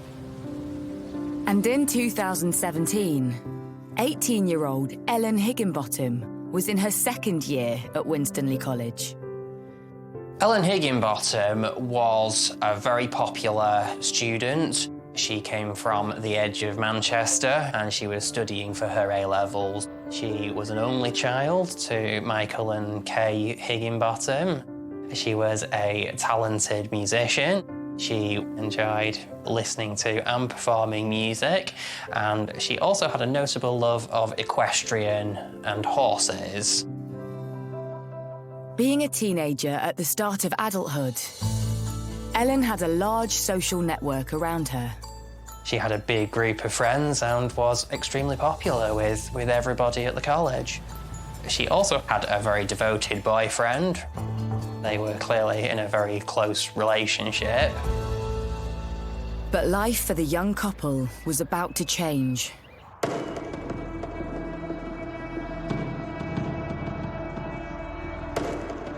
was a very pleasant summer's afternoon. Ellen had more or less completed that morning, I think, her final A-level exam. So you can imagine the sort of mood that she and her friends were in, a celebratory mood. Ellen had gone into Winstanley College earlier on in the day, and because of Ellen's age, she was clearly independent. So when her particular exam was done, she went out for a walk, which the students often did. She left the college, walked over the field at the back, and entered into Orrell Water Park. It's a pleasant place to go for an afternoon stroll. Perfectly normal thing to do. You know, she just went about her business. Nothing out of the ordinary whatsoever. Ellen had told her friends she was going for a walk at the water park, then would meet up with them after their exams. But she failed to return to college at the arranged time. With her friends, she was apparently renowned at getting lost. She sent a joking Snapchat message to her friends saying that she'd been here about 15, 20 minutes and was already lost. But as the hours pass and Ellen fails to meet her friends or return home, concern grows. It was becoming clear in the afternoon. She'd not made contact with any friends or family. She'd never been missing before, so it was unusual. Had Ellen wanted some time alone? Had she got lost? Or had she met up with someone to celebrate after her exams? With her disappearance so out of character, her boyfriend organises a search for Ellen across the area. A number of close friends and relatives travelled up to Orrell and actually took to the streets asking people if they had seen her. Her family conducted their own inquiries and search as you would. They'd be thinking things like, has she fallen and got hurt or something of that nature. News of Ellen's disappearance quickly spreads amongst the local community. Word gets around very quickly, and there were scores of messages being posted on social media asking people to look for Ellen. Facebook and Twitter was going off quite a lot. I mean, I'm only a couple of years older than she would be, so there was a lot of people who I knew that actually did kind of know her as well. And I can remember when she was missing, everyone being in fear. Young people going missing, it's something that does cause a great deal of concern in the communities. It tends to trigger a bigger response because they tend to be more vulnerable. But as the afternoon turns into evening, there's still no sign of Ellen. By the evening, Ellen's friends and residents in the Orrell area were extremely concerned. It really struck a chord that a young woman of her age had just vanished. When it became clear that they couldn't locate her, that's when police were contacted, which was around about 7:20 in the evening. Her dad rang the police saying that his daughter hadn't come home from college, hadn't come back at the expected time, and it was extremely out of character. Police take over the search for Ellen, and Detective Superintendent Howard Millington is made the senior investigating officer. There are set what we call golden hour tasks to do. You know, has the person been injured and taken to hospital? So you check with local hospitals, check with family and friends, that kind of thing. Ellen's phone is turned off, but police speak with her friends and discover that they all received the same message from her earlier in the day. What we found, it was a Snapchat-type message sent by Ellen, which geolocated to Orrell Water Park. So we knew at a particular point in the afternoon where she was. With Ellen last known to be in Orrell Water Park just before 2 p.m, police start an intensive search of the area. You cannot expect what had happened to her had actually happened.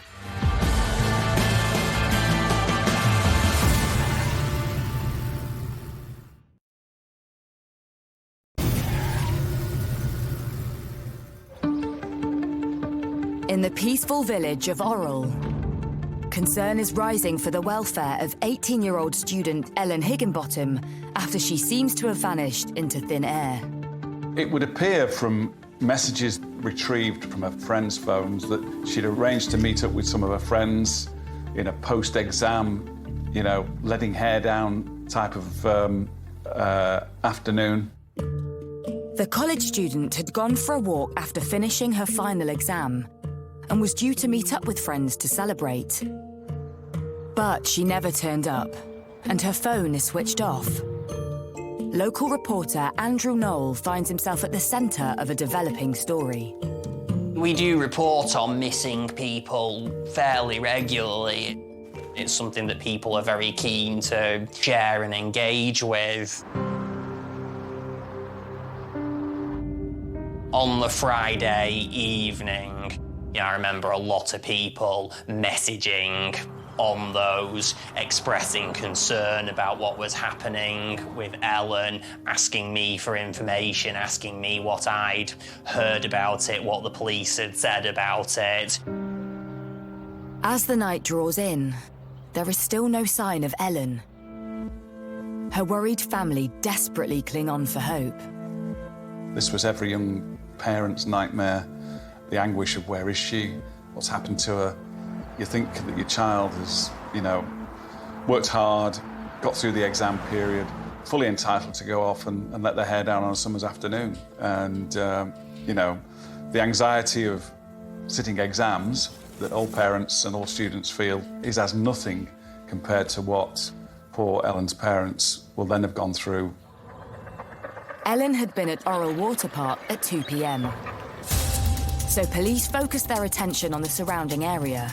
Detective Superintendent Howard Millington oversaw the investigation. So clearly the inquiries did focus on searching the area around Orrell Water Park. Although you've got to focus on where you think that person may be.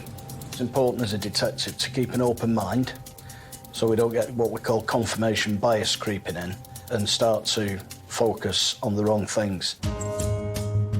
As night falls, police swarm the village and parklands in a desperate attempt to find Ellen. On that Friday night, a huge operation swung into action to try and find Ellen. I remember there was quite a police presence in the area.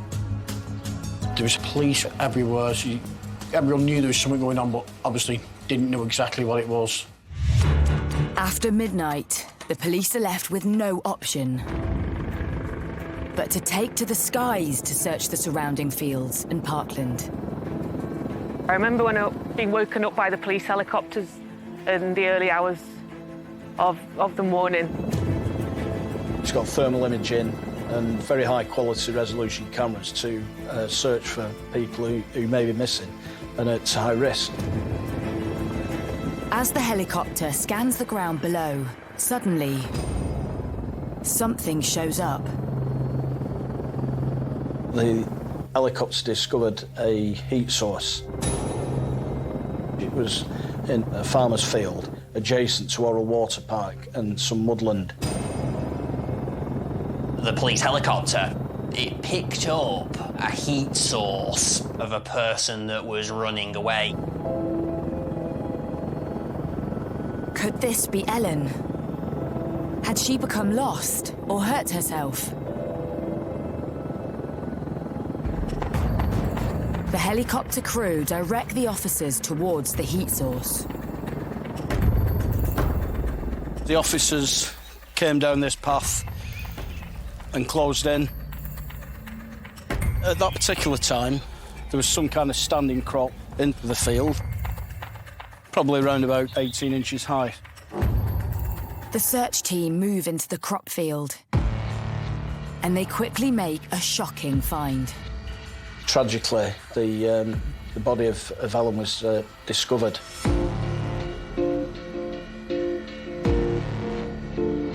Police seal off the scene, and it's established that the laptop and mobile phone Ellen had with her were missing. Next to her, an abandoned spade is found. I got the call from the night detective around about 2:45 in the morning. From the way it was described to me, I was immediately concerned that it was a case of homicide. On the Saturday morning, Greater Manchester Police had launched a murder probe. And the immediate, urgent appeal for information was to be put out there through the press. Greater Manchester Police are appealing for information after the body of missing student Ellen Higginbottom was found in Orrell Water Park in the early hours of the morning. It was a huge shock for everyone around here because it's just such a quiet place, you know, and there aren't normally bad people about. It's not something you expect in your village, is it? You know, it just doesn't happen until you wake up one morning and some poor girl's lost her life. I mean, I've got kids myself, I've got a little girl myself, and I really was, I mean, all the family was, everybody around here was shocked. It was very scary. You know, I've got grandchildren, and you think that that young girl, what she went through, you know, what she had to deal with in that situation must have been horrendous. It's quite scary for everyone. You know, there's a lot of people walking dogs around here and just using Orrell Water Park, so the fact it was done in broad daylight in such a severe manner, I think, was what kind of shocked people a lot. Since the early hours, Detective Superintendent Howard Millington has been at the scene. Well, clearly, the main community concern is there a potential for another offence? You know, this is a horrific crime. You know, nobody's been yet arrested. What are the police doing about it? Around about 4 o'clock in the morning, I'd actually deployed to the scene. My priority then was making sure that all the evidence that we could preserve at that time had been, and facilitate detailed searches with a view to apprehending the offender as quickly as possible. With the crime scene secured and forensics searching for anything that could catch the killer, This popular beauty spot is suddenly put under the microscope. I came down to Orrell Water Park the morning after Ellen Higginbotham's body had been discovered. It was here the police had a line of tape and an officer was standing there. There was no public access beyond this point. I remember the park actually being fairly quiet for a Saturday morning in the middle of summer. Word had obviously got out. When I came out with the dog in the morning, I saw the police forensics, all the white gear. There was a sense of alarm and numbness, I think, in the area. The murder investigation is ramped up, and police launch an appeal to the public. There wasn't an immediately obvious suspect, and so my media strategy was tailored around that. It was to include an appeal for information, to try and identify any as yet unknown witnesses or intelligence, to generate those kind of lines of inquiry. Police need to establish who could have possibly wanted to cause harm to Ellen and why. With her phone and laptop missing, could this have been a robbery gone wrong? Or was it somebody closer to home? I had several working hypotheses. Is this somebody in dispute with Ellen? You know, who'd she been in contact with? Was there anything we didn't know about Ellen that we needed to know? Anybody in conflict with her? Looking at computers belonging to Ellen, her phone, were there any communications with people we didn't know about? Well, the reality is, stranger attacks are extremely rare. The sad fact is that most people who are victims of homicide are actually killed by somebody who's known to them. Suddenly, Ellen's friends and family are put under scrutiny. The majority of murder victims are known to their killers.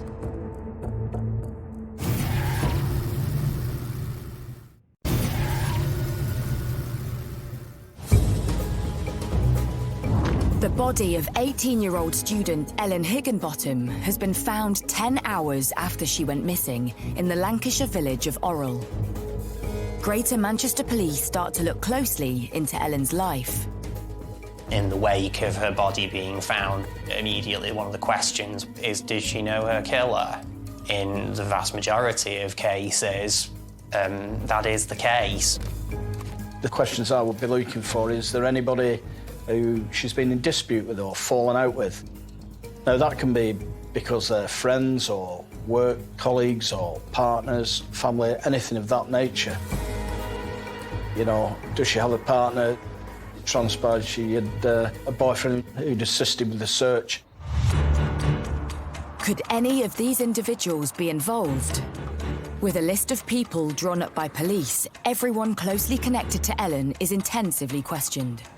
As a senior investigating officer, you know, keeping an open mind and making sure that every angle is covered is important.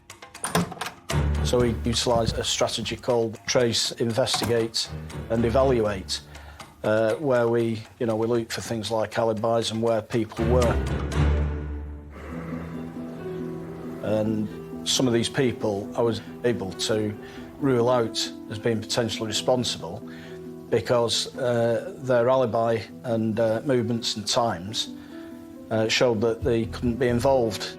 Ellen's family, boyfriend and inner circle are ruled out of the investigation completely, which leaves a terrifying prospect. The reality was that this was a stranger who'd committed this horrific crime. With a killer on the loose, the concern in the community grows. I think people were in fear that there's someone kind of walking among us in Orrell that could do something like that. It affected the community pretty badly because there was lots of lone women that used to walk around the park with either the dogs, prams, stuff like that wouldn't go. They wouldn't actually go near the place. The pressure is mounting on police to find those responsible. When it became apparent that this was a stranger, in all likelihood, you know, the responsibility on my shoulders as the SIO, it's so intense. You know, I was in the white heat of the investigation. You know, Greater Manchester Police were resourcing and investigating this as thoroughly as possible to apprehend the very, very dangerous offender. Post-mortem results arrive, which could offer clues to her attacker. The cause of Ellen's death was two quite dreadful, very deep wounds, in particular to her neck, either one of which would have been sufficient to kill her. DS Howard Millington said the severity of it and the ordeal that Ellen had gone through was unimaginable. It was a crime of very unusual severity and brutality. Forensics also arrive from the scene, and the investigation takes an even more sinister turn. But this was where Ellen was actually found. A little bit further this way, and there was a hole in the hedge. And we proved forensically, once the scientists had been down, that's where the attack took place, because of some of the blood samples and other material there. And it was clear she was dragged through into the field after the attack. Ellen's clothing had been disturbed in a way that was consistent with deliberate interference with her garments. Also, she had what looked like faint ligature mark around her wrist. And there was a belt, which was around her feet, ankle area, which we confirmed with Ellen's family didn't belong to Ellen. It was clearly a gent's belt. The discovery leads police to consider a new theory. So somewhere in this particular area, in these trees, and that's where the attack took place. And my belief was that this was ultimately a sexually motivated crime. A speck of blood is picked up on the belt found at the scene, and it's sent off for DNA testing. The marks around Ellen's ankles also appear to suggest the belt was used to drag her from the attack site to the field where her body was found. They were, in my view, looking to dispose of the body. There was a spade found nearby, so I think their intentions was to make sure she was buried and not found. Confronted with the latest evidence, police appeal to the community for information, giving out details of Ellen's missing items. The plan works, and they are contacted by a concerned local. A call was received in relation to a man acting strangely in certain circumstances. Ultimately, that led us to a piece of woodland not far away where there was a fire. And within the fire, the officers discovered a laptop that had been burnt. Now, we did know from the liaison with Ellen's family that she had a Lenovo laptop. When the police went to the embers of the dying fire, they indeed found some of Ellen's possessions, her laptop and her keys, in what police quickly surmised was a not very effective attempt to destroy some evidence and cover traces that they'd been in possession of them. Following the discovery of Ellen's missing belongings, burnt out in woodland in nearby Billinge, the police make a breakthrough. An arrest was made. The man was in custody, being questioned on suspicion of murder. The man in question is a 47-year-old from the Billinge area. Witnesses identified him trying to set fire to items in the woods. Could this be Ellen's killer? He's taken in and questioned by police and makes a startling admission. When he was spoken to, was identified two other people who were partners and were also involved. And it transpired that these two individuals, along with the male that was arrested near this fire, had taken possession of Ellen's property, disposed of it. Police, they made 2 further arrests in and around the Orrell area. The 2 further suspects are arrested and taken into custody. A 30-year-old man and a 31-year-old woman. They are also from the Billinge area. Who are these 3 suspects? And what is their involvement in Ellen's death? As police dig further, they find no forensic evidence linking the trio to the murder scene. But then, Police receive DNA results from the belt, which changes the course of the investigation. A gent's belt that was near Ellen had both Ellen's DNA and also matched that of a man.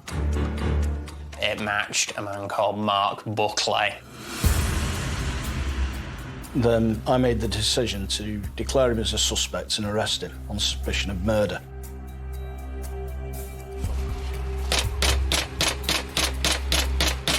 Police! You're under arrest on suspicion of murder. You do not have to say anything, because it may harm your defence if you do not mention one question, something you later align in cause. Anything you do say may be given in evidence. Would you like to make any response to that?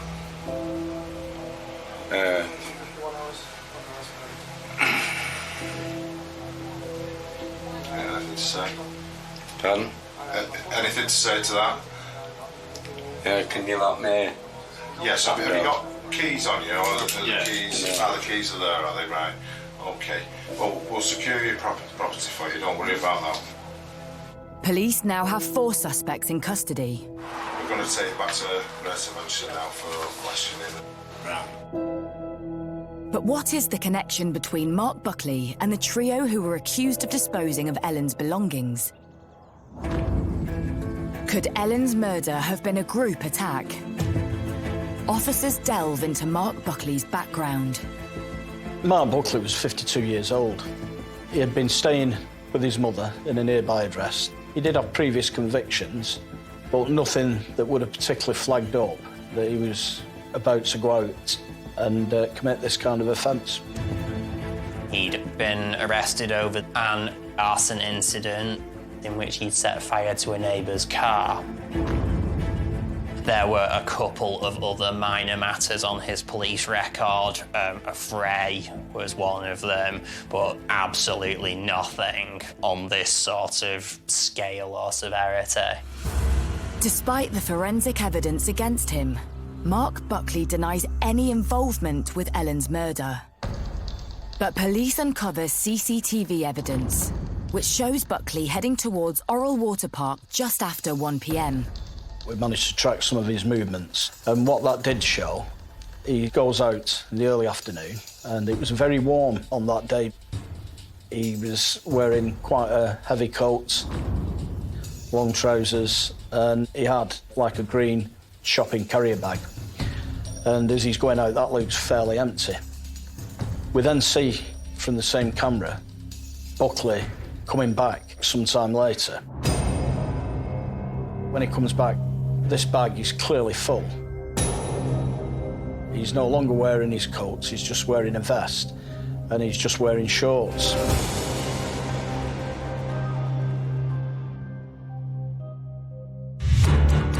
Despite being confronted with video evidence, Buckley continues to deny any involvement in Ellen's murder. But then the other suspects in custody start to speak. Not only do they say they are friends with Buckley, but they describe how they came to have Ellen's possessions. Transpired that Mark Buckley had been to the 3 offenders. He had passed on a rucksack with items including a laptop and keys that he'd stolen from Ellen. He had also sold on her mobile phone to one of them as well. With the evidence against Buckley mounting up, he finally cracks. When he was questioned by detectives, Buckley, in the end, confessed fairly quickly to killing Ellen. Mark Buckley is charged on suspicion of Ellen Higginbottom's murder, while the other 3 suspects are charged with perverting the course of justice in knowingly disposing of evidence. But what actually happened on that fateful summer night when Ellen was killed?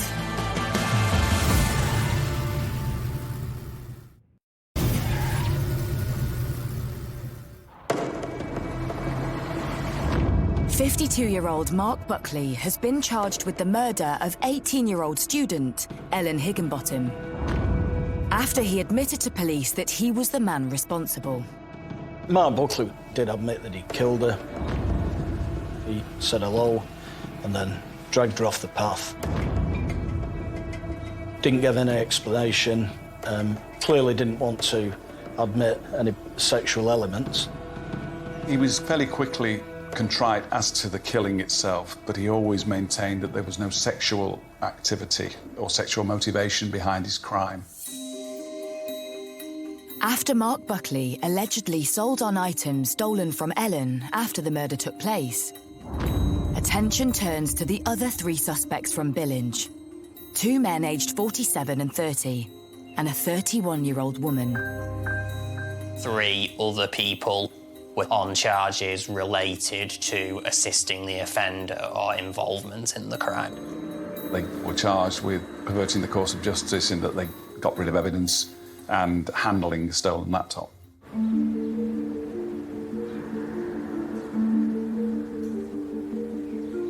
3 months after Ellen's murder, Mark Buckley appears at Manchester Crown Court to enter a formal plea. As he arrives in the courtroom, he cuts a subdued figure. We went to the court, you just see somebody coming up the gantry. Yeah, it looked like he put a lot of weight on. He stared straight at me and my partner, and he walked to the front, and basically we heard what he'd done. He showed very little reaction to the brief proceedings. He spoke only to confirm his name and address. The defence said that he expressed remorse and regret to his lawyer for what he had done, but could give very little explanation of his actions or motive. Mark Buckley formally pleads guilty to the murder of Ellen Higginbottom.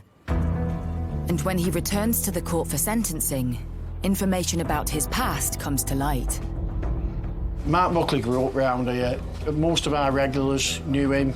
I knew him personally. He sometimes used to come in the pub. I have known of him and known where he lived for, like, I'd say, 39 years, since I was about 10, because he used to live with his mum and his grandma next door to my nan. Mark Buckley was a bit strange, really. He was a bit of a loner. There never seemed to be that much harm in him. He, in the local area, was basically always a bit of an oddball, a bit of a loner. We'd always get stories about him, always doing something. In the local area, people were wary of him. Buckley's past criminal convictions are revealed to the courtroom. I can go back to August 2012. I got married and we was living near where Mark was living, and we come back the next morning to find out that he'd torched his next-door neighbour's car. I remember walking down that day, and there was a vehicle, I think it was a Land Rover, that had been fired, and it was him who did it. I'd heard that he'd had an argument with some family, to which he basically blew the car up with petrol, etc., and there was actually a crater in the floor where he'd done it. In 2012, Buckley was sentenced to 2.5 years for arson and criminal damage. After serving his time, he came back to the village of Orrell. When he actually came out of prison and he came in this pub, he was making out, when he walked through the door, like as a celebrity's come, he was still bragging about that and what he was going to do to people over that. He was still the same lad, unhinged. Feeling disturbed by his return, the local community had come together to raise their concerns with the police. People was basically scared of him coming in the area. As a result, police relocate Buckley to nearby Preston. But despite this, the court hears how he still found a way of returning to his childhood village of Orrell. I honestly believe that he was saying he was coming to see his mother, but not making out that he was staying over here.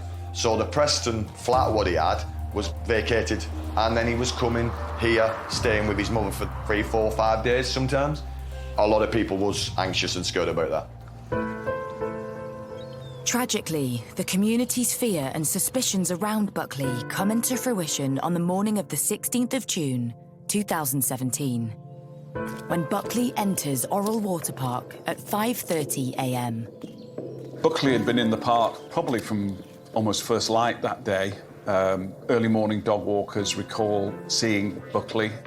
Mark Buckley, police discovered, had been in the area for quite some time. He had been scoping out the area on the Friday. Basically, Mark was on the prowl round the water park, and different people had come forward saying an individual was preying on young women. He approached a number of women who were walking alone and then let them go. Several hours later, Buckley returns home, but decides to revisit the park again at 1 p.m, perhaps more determined to find a victim. By chance, Ellen Higginbottom has just finished her final exam and enters the park at 2 p.m. She had no idea what would be waiting for her. On that afternoon, he selected his victim as Ellen Higginbottom when she wandered alone into the water park. She was a very petite girl. She stood 5'4". She was very slightly built. And he was able to overpower her very easily. After the murder, which we believe took place probably around 2:30 in the afternoon, it would seem that he was still in the vicinity of the park. He tried to get rid of what would have been heavily blood-stained clothing. The court hears from witnesses who saw Buckley in the park that afternoon with scratches across his body. Eyewitnesses recall him making some excuse that he was rather hot and bothered because he'd had a bit of an episode with the dog, and some of the scratches, which were probably poor Ellen's defensive actions that had caused those, he blamed on getting tangled up with the bushes in his lead and his dog. 2 hours after Ellen's murder, Buckley finally returns home wearing only shorts and a vest, while carrying a bag believed to contain his blood-stained clothing, as well as Ellen's stolen belongings. Buckley then sells the items to his friends, the trio from Billinge, claiming he found them in the park. It became clear that these people used drugs. It was a chance to make some money, and ultimately some of the money that they received for items that, they'd taken possession of was spent on drugs, and it was as simple as that, really. And later that night, as news of Ellen's disappearance was spreading through the village, Buckley returns to the scene of the crime. It would appear that Buckley decided to go back later to try to hide Ellen's body. He'd gone back with a spade, and the police were still at that stage searching for Ellen. His activities in the park registered on a heat-seeking camera that the police were deploying during their search. He was seen effectively by the police in what we believe was an attempt to make a better job at hiding poor Ellen's body in the undergrowth. The prosecution puts its theory to the court as to what lay behind Buckley's crime. When we presented the case at the Crown Court, we maintained that there was a sexual element to the crime. Mark Buckley denied and continued to deny throughout that there was any sexual motivation or activity associated with the killing. But it's revealed to the courtroom that following searches of Buckley's address, police discovered a bag. That bag was recovered from inside a bin. It was heavily blood-stained inside. And it also, in the bottom of it, was still what I can only describe as a rape kit. He was found to be in possession of condoms and lubricants and other unsavoury items in a carrier bag he had with him. So we left the court in no doubt that this was sexually linked, although there was no charge of rape or indecent assault, sexual assault or anything of that nature. And the court also hears further shocking evidence from that fateful afternoon. A witness actually came forward to say they heard what sounded like a man and a woman having sex within the trees. And unbeknown to that particular witness, I'm confident that that was Buckley assaulting Ellen. I'm confident about that because of the time and particularly the location. The location was subsequently identified as the attack site. On the 14th of September 2017, the judge imposes his sentence and accepts there was a sexual motivation to the murder. Buckley is sentenced to life imprisonment with a minimum of 31 years behind bars. We went to the court. As he was walking down to the thing, you seen him just basically go and puff down. And I honestly don't think he's got any remorse. I think the sentence Mark got was really a bit of a disgrace. What he did was absolutely disgusting, and he should never be allowed out in the community again. After pleading guilty to perverting the course of justice, the 47-year-old man from Billinge is given a suspended 2-year sentence and ordered to do unpaid work. The couple, also from Billinge, are sentenced, with the 30-year-old man receiving 20 months behind bars, while the 31-year-old woman is given a 16-month suspended sentence.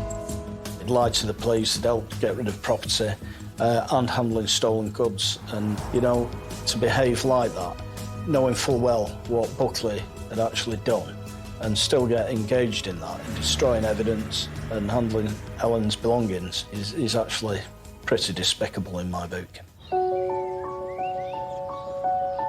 With Mark Buckley now behind bars, the community of Orrell tried to come to terms with what happened on their doorstep. It did change Orrell. It's not just what he's done to the girl. The people going to the college, all her family, all her friends. God knows what that family must have gone through. Really, you know what I mean? It's not, you have kids and basically the kids bury you. You don't bury your kids, you know what I mean? I recall Mike and Kay being relieved, I think, not pleased. I think they were satisfied that Ellen's killer had been brought to justice. And in the centre of Orrell sits a lasting memory to the popular student who once had her whole life ahead of her. The community, after Ellen Higginbotham's death, came together and created a garden. It pays tribute to Ellen, her love of nature and animals, and there is a little library contained within it as well, where people can just leave spare books and can take books as well, which I think it was felt would be fitting to someone who loved her studies and would clearly have probably gone on to university and then a professional career of some kind.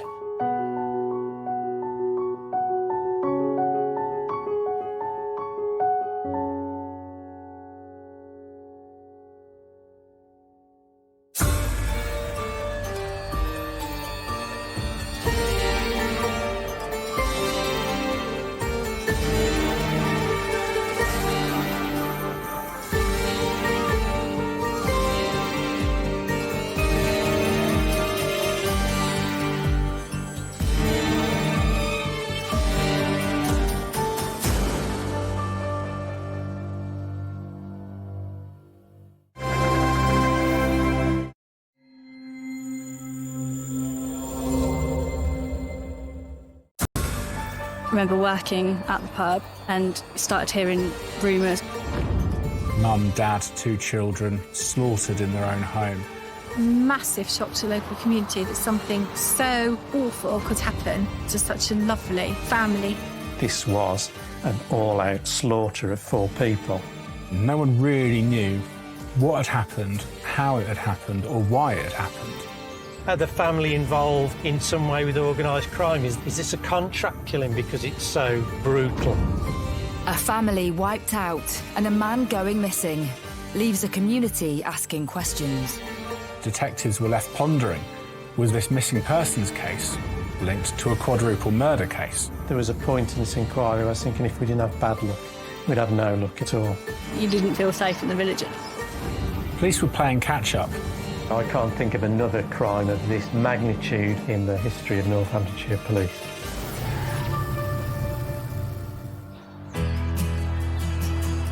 In the beautiful Northampton countryside lies the quaint village of Wootton. It's really lovely. Everyone knows everyone, so it's really chatty, really friendly. Yeah, it is nice, especially to have kids around here. I love it. I know it's an old village. The church is very, very old, and we're in a conservation area, so people around here are very, very friendly. People have lived here for a long time. There are some families in the village who've been in the village a long, long time, so I think it says an awful lot. Very easygoing, yeah. Good community. Wootton has a great community spirit. It has a lot of buildings, facilities, open space, considering it's an urban parish. There's the new building, Wootton Fields and Simpson Manor, and then there's the old village, which has got all its old traditional spirit with the church and the old village hall. You've got the Yeoman of England pub in the village, Working Men's Club, you've got a community centre, they put on events, they do a food market every Saturday. Everyone helps each other out, everyone looks out for each other. So Wootton was the perfect place for Jeff and Helen Ding, originally from East China, to raise their two daughters, Zing and Alice. Jeff was a university lecturer up in Manchester, very educated man in the science field. Helen worked at the local school teaching languages. They had two daughters, Zing, also known as Nancy, and then they had a younger daughter, Alice, of whom Nancy was very protective. Family life was busy, especially as Jeff split his week between home and his work at Manchester Metropolitan University. I believe Jeff was a senior lecturer here, specialisms in polymers, so synthetic materials. His teaching was at first-year level. We all pride ourselves, giving support to our students, but Jeff really took that to a fantastic level.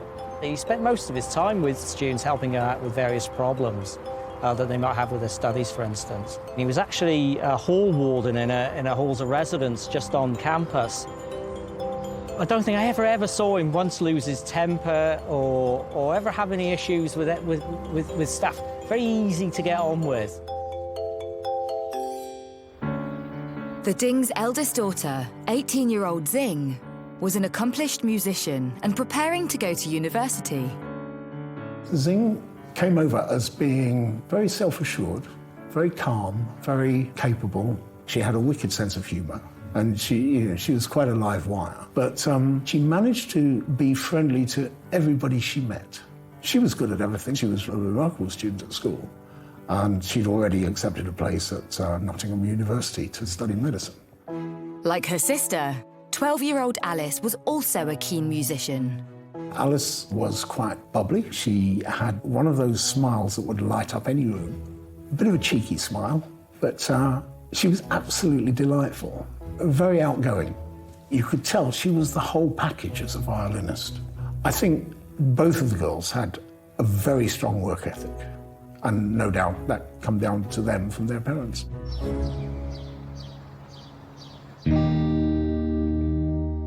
Both Jeff and Helen worked tirelessly to create a warm and inviting home for their daughters and their friends.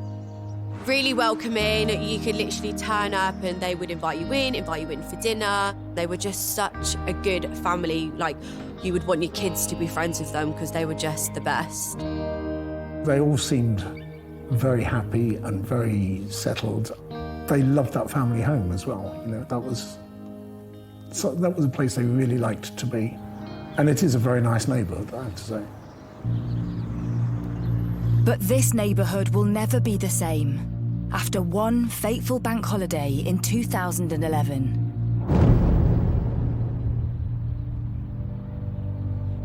It was a big holiday weekend. We'd had the royal wedding.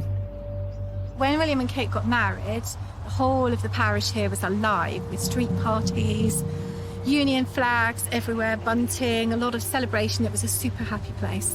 I was actually working in the pub on the royal wedding. We opened early for it.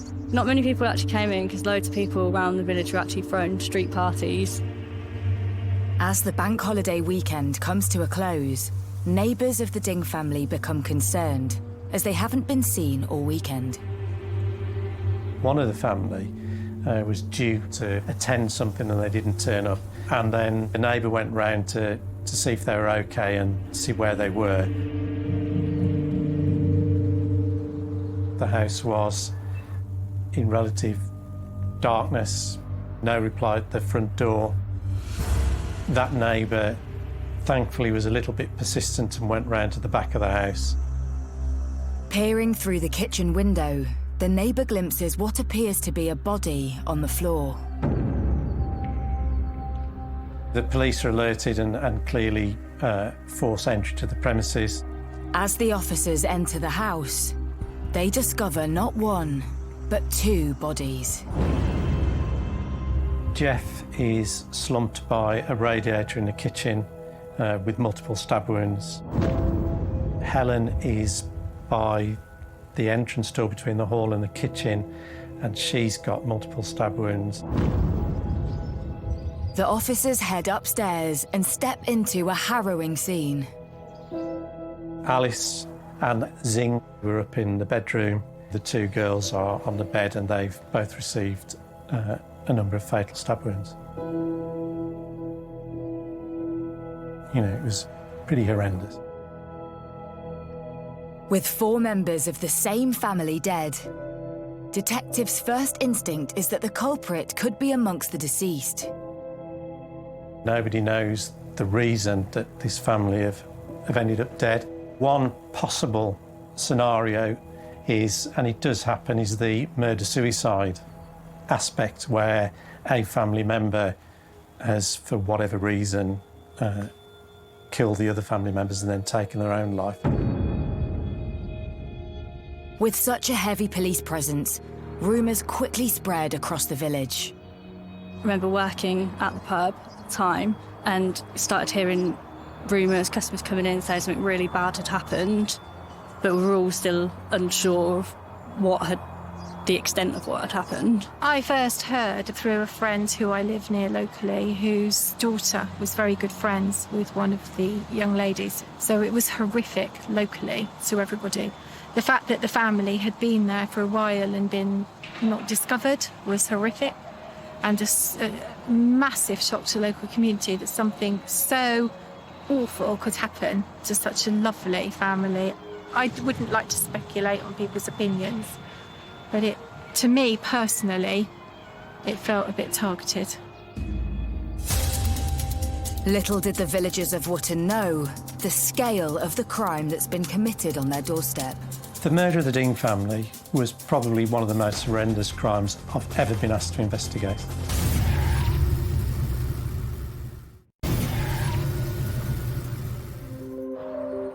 In the village of Wootton, police have discovered a family of 4 dead. Detective Superintendent Glyn Timmins is put in charge of the investigation. I was at home on Sunday the 1st of May, enjoying the bank holiday weekend, and my colleague alerted me to the fact that he'd been called to the scene of potentially a multiple murder scene. 46-year-olds Jeff and Helen Ding and their 2 daughters, 18-year-old Zing and 12-year-old Alice, have all suffered fatal knife wounds. I think what you're trying to do initially is you're trying to rationalise it in terms of what's a likely motive. Why would a family be murdered? You could be looking for a crazed, maniacal killer who's randomly struck at a household. You could be looking for aggravated burglars where it's gone horribly, horribly wrong. Are the family involved in some way with organised crime? Is this a contract killing because it's so brutal? You never stop searching your mind for options and potential and possibilities. In Wootton, the heavy police presence has drawn in local reporter Daniel Owens. It was around about 10 o'clock on the Sunday night when I first arrived on the scene. There was no information coming from the police. We couldn't speak to officers who were inside the house. All we were getting was the people outside guarding the scene, and they weren't telling us anything. I met a couple of lads down there who knew the family vaguely, and they seemed quite upset at what they'd heard. And there were theories doing the rounds that it was potentially a murder-suicide situation. When you have a man and a woman dead in the same house, one killed the other, turned the knife on himself, etc. And that was certainly something that we expected to be exploring. But in a fast-moving investigation, it's quickly established that the culprit isn't likely to be one of the family. Clearly, because of the violence that had been used, it was just obvious to the officers that this was an all-out slaughter of 4 people. The big demand at that stage is, well, there are two. The first one is the preservation of the scene and to make sure that you extract and harvest every centimetre of forensic evidence that you can get hold of. And the other one is to start thinking about who's done this and why. With a murderer in their midst, police are also aware that villagers could be at risk. The overriding factor in terms of the community is fear. Fear of the unknown, fear that it might happen again, fear that there's a killer on the loose, that their homes and their loved ones and their families aren't safe. Police held a press conference and details started to emerge, and we knew this was a story that we'd never seen the likes of before. For villagers, the news turns what was a happy bank holiday to celebrate the marriage of Prince William and Kate into a tragic event on their own doorstep. When everybody's enjoying a day, and it was a beautiful day, it's hard to believe that something so vicious can happen. We were just stunned, really stunned. You can't believe it, because you cannot understand, A, why anybody could do that to a family and to children. Yeah, it was a bit of a shock.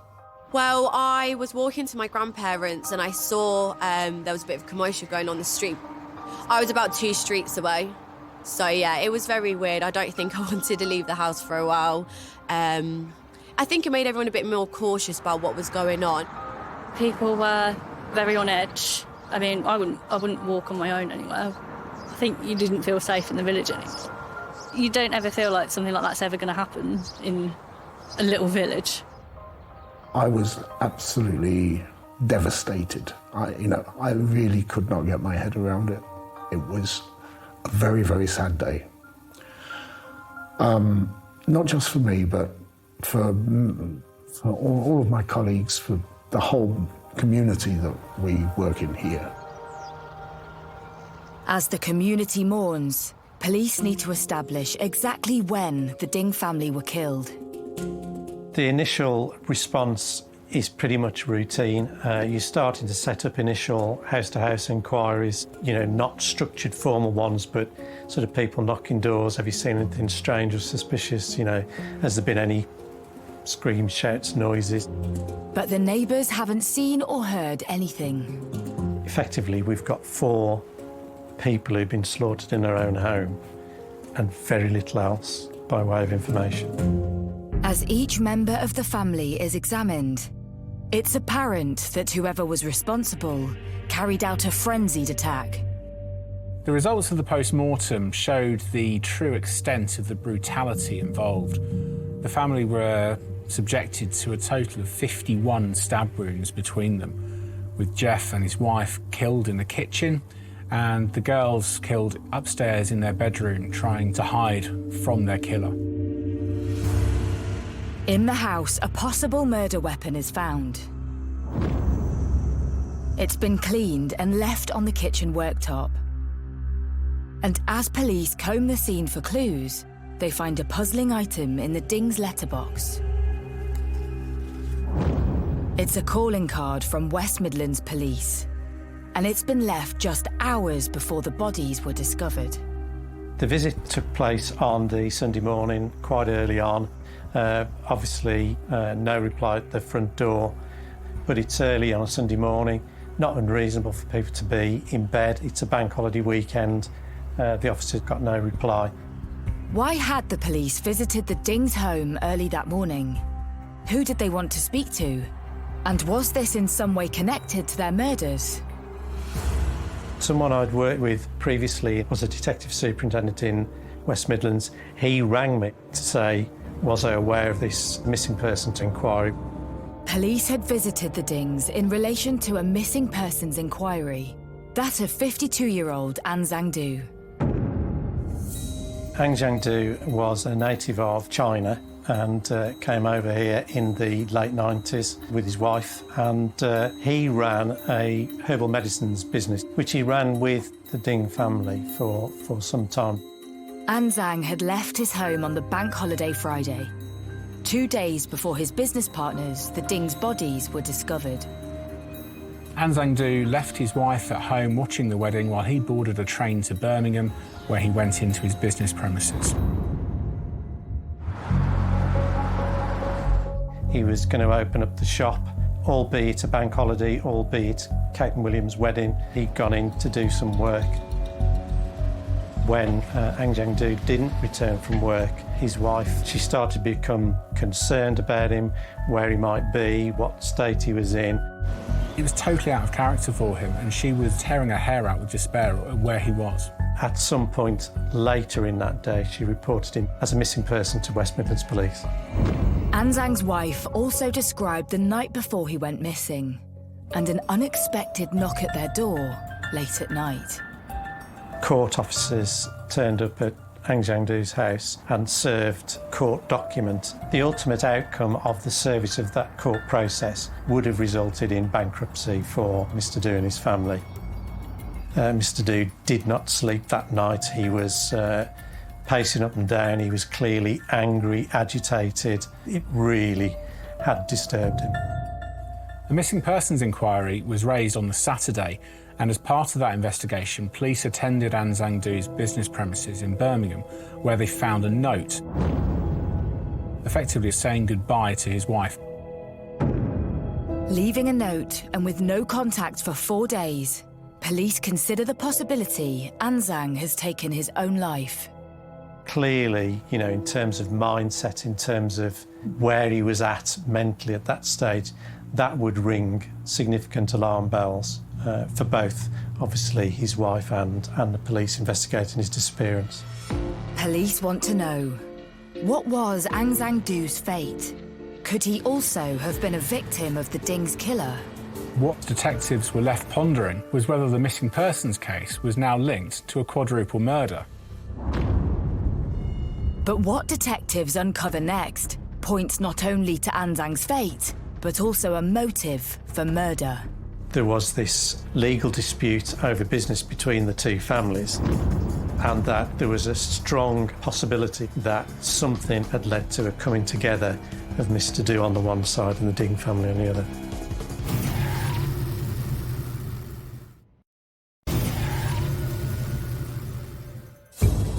The quiet village of Wootton has been shocked by the mass murder of the Ding family.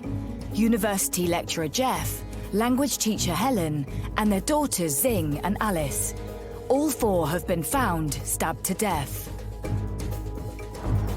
Wootton was not an area affected by crime, yet all of a sudden the world's media descended on their doorstep.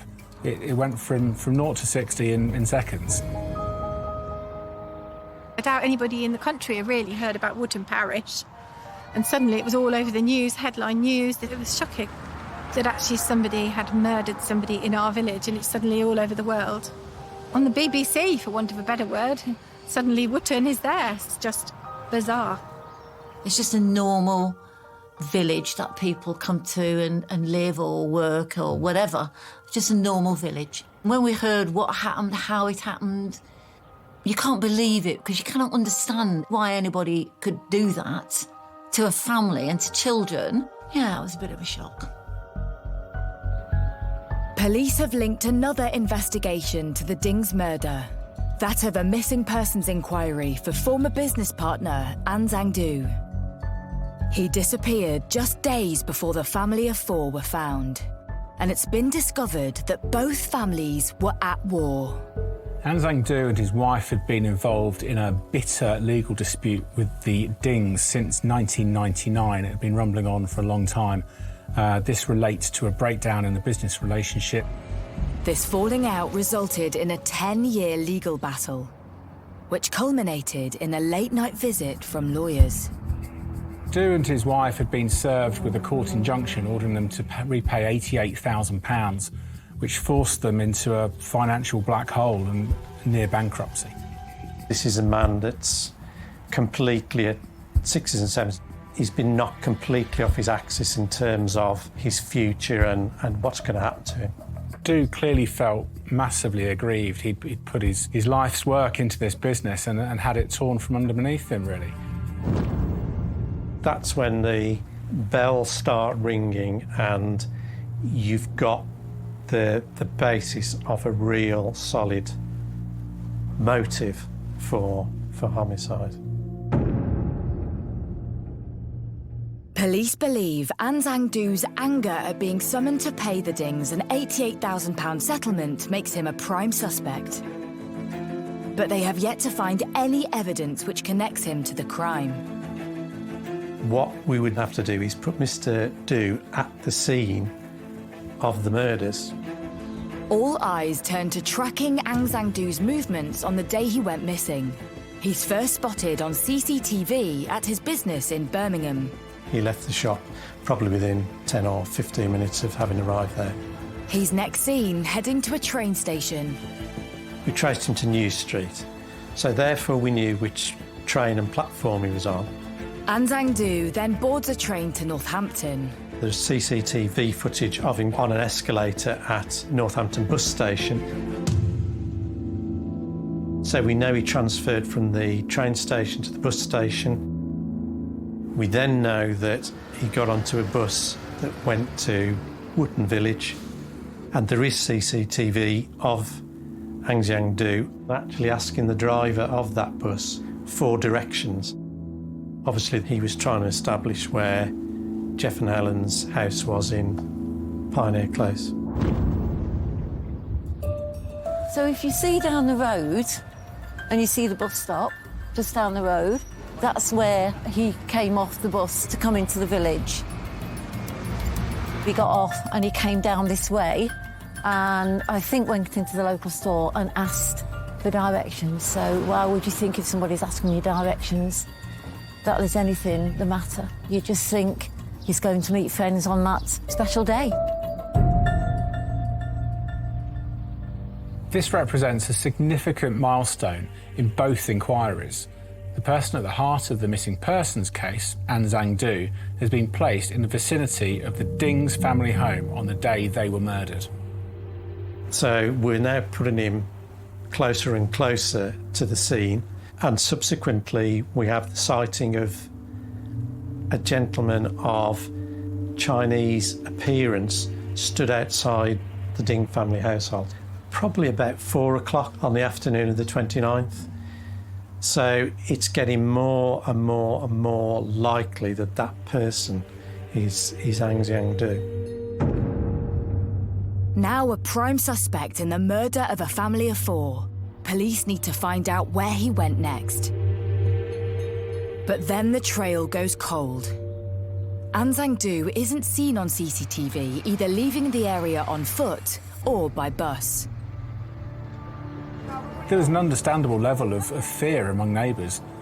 4 of their friends, including 2 young children, had been killed, and the person responsible hadn't been apprehended. He was on the loose. Where was he? Would he return? Would he do it again? With days since the murders took place and no idea where the suspect could be, detectives examine every possible angle. He's already got a 2-day head start on us. What we discovered in house-to-house routine inquiries is that the Ding family, their family car had gone in for service, and as a result they'd been given a hire car or a courtesy car to run around in, and that car was not at the Ding family household. Police were now able to issue a name and a picture of their main suspect with a warning not to approach him in any circumstances. They revealed the car he was driving, and the country was put on alert to help find this man who was wanted in connection with 4 brutal murders. The manhunt for An Zhang-du puts all forces across the UK on alert. Police investigating the murders of a family of 4 in the village of Wootton, Northampton, have released information on a man wanted for questioning. 52-year-old Chinese national An Zhang-du was last seen 4 days ago, driving a silver Vauxhall Corsa. Members of the public are being advised not to approach him. The pressure's immense, and it's a responsibility not just on your own professional reputation, but there's a community out there who expects the police to capture somebody who's this dangerous. Key to tracking An Zhang-du is using automatic number plate recognition cameras. We were hoping that modern technology such as ANPR, which is a very, very standard form of police inquiry, would help us out in that situation. After multiple inquiries, a lead comes in. The stolen car's number plate triggered a camera on the night of the murders at a service station just outside Northampton on the M1. And it showed that that vehicle, that hire vehicle, had been there at about 9:45 on the evening of the 29th. And Ang Zhang-du had been in to buy some chocolate or a drink, and importantly, a map book. But where Ang Zhang is going, detectives don't know. ANPR cameras are checked, and there's no sign of the stolen car on any road in the UK. Ang Zhang-du has vanished. At this point, police had no idea of Ang Zhang-du's whereabouts. Was he dead? Was he alive? Was he even in the UK?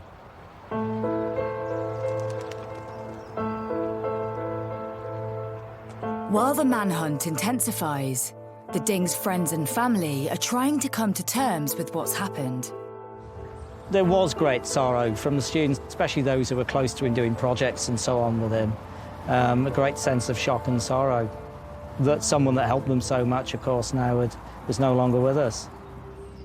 For Zing and Alice's friends, meeting at their first county orchestral practice is a traumatic time. It affected many of the other students very deeply. At orchestral rehearsals in the following week, flowers were left on their chairs. You know, teaching is one thing, but no one can prepare you for... How does a teacher cope with this? I don't know. No one prepares you for that. For Jeff's family, struggling with the loss is only compounded by the grief of not knowing why this happened. Actually, I first learned from the internet news, and I was completely shocked. I even cannot finish the news. Okay, once I saw the picture, I just, I cannot believe there's a 4 members all gone. It's just complete shock. Okay, and then I think about my parents. If I cannot, I manage that, think about the parents. They lost their children, their grandchildren, only one day.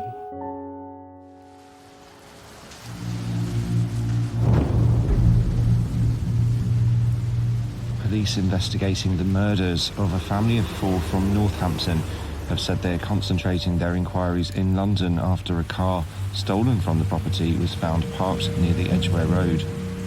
After weeks of searching, the police get their first lead on their hunt for Ang Zhang-du, and it's created major problems for the investigation.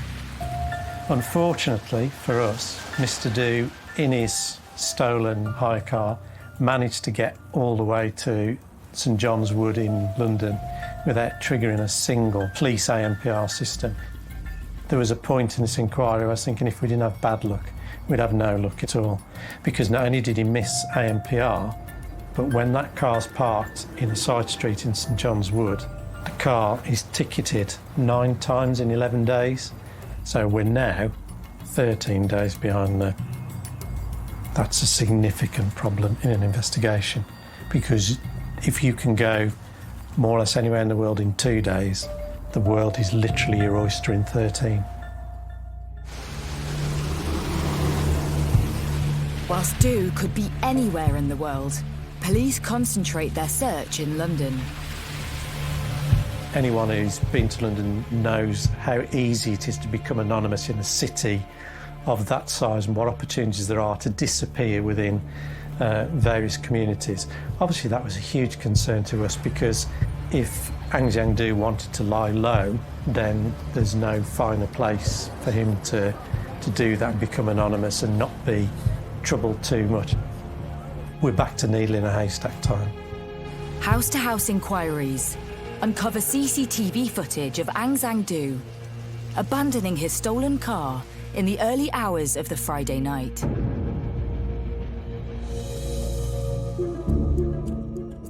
Which reinforces detective suspicions that he's still in the area. The investigation moves to Chinatown in London's West End. and officers hand out wanted posters. Obviously, language is an issue, although clearly most of the Chinese community within those areas will speak English. I think the most difficult cultural barrier is a natural reluctance to become involved with the police. And some people, even thought it was bad luck to put posters in shop windows and things like that. So, you've got to overcome those, but all you can do is reach out and engage and try and gain their confidence, but it certainly doesn't make it easier. Whilst he's made it to London, police intel suggests that Ang Sang Doo wouldn't have gone far. He was described to us as somebody innocuous, someone who probably would struggle to find his way round of his own volition, Little did police know just how wrong this intel would prove to be. Doo had made his way through France and Spain and had been seen getting on a ferry from Tangier to Morocco. He'd also been stopped at a border in Algeria. With multiple sightings, this had now become an international manhunt.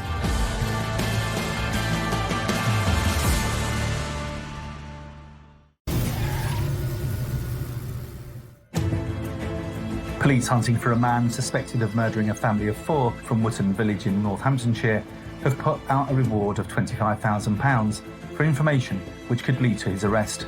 Detectives say there have been over 380 sightings of Ang Sang Doo across Europe, but the 52-year-old has now been missing for almost a year.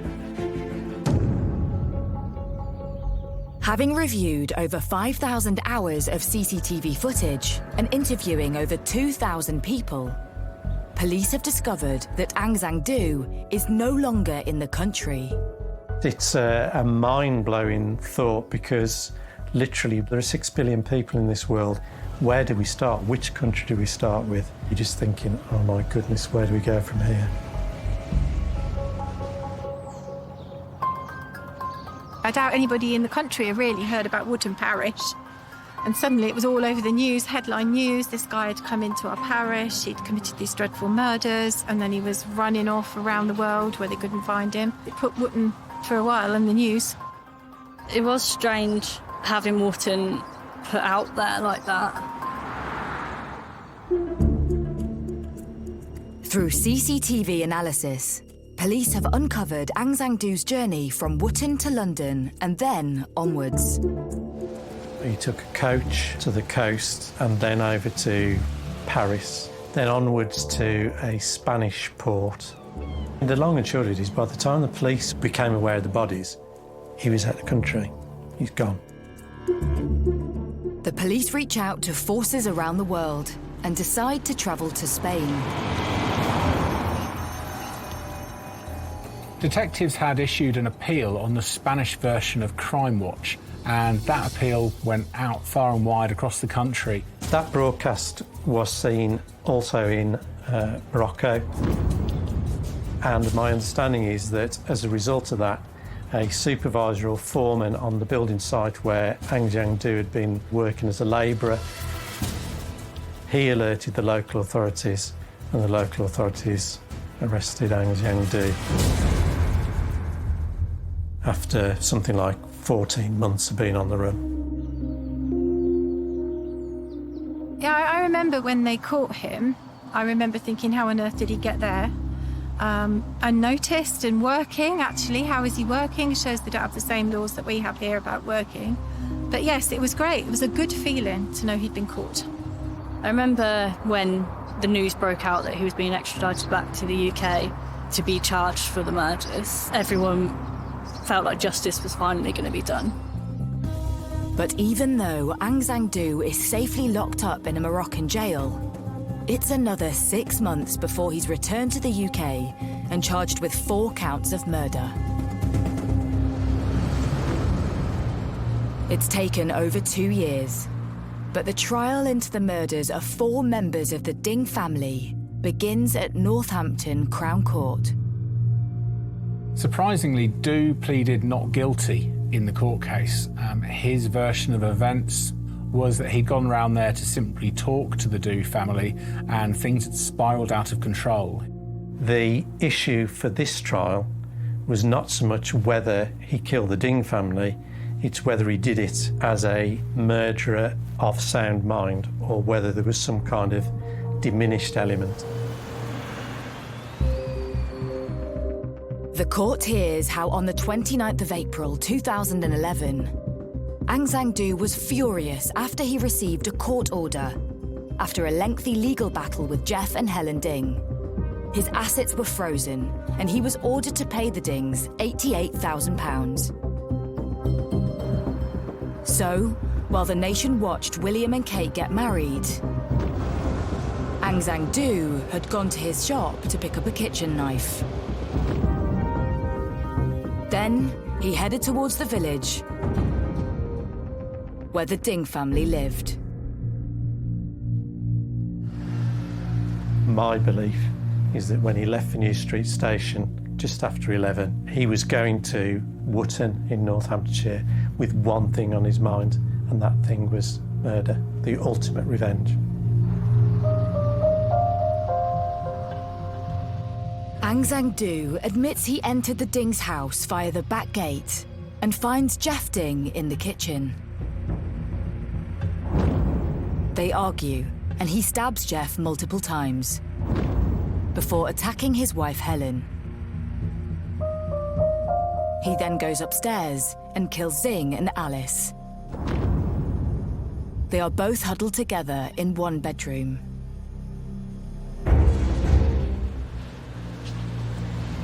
What I can't reconcile, what I'll never be able to understand, is when that anger, that evilness, that bile is such that it makes a grown man climb a set of stairs, enter a room with two young girls cowering on a bed, frightened beyond description, and then plunge a knife into both of them and fatally wound them both without any compunction or restriction, just to execute two young.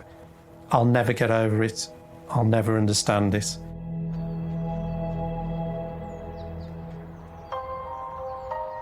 During the trial, the jury also hears a recording of a 999 call. It was made by one of the girls when they heard Aung San Suu attacking their parents. It transpired that a 999 call had been made from the property at the time of the killings. Police had responded to the call, but had been sent to the wrong address and had no answer, and therefore the case was effectively closed.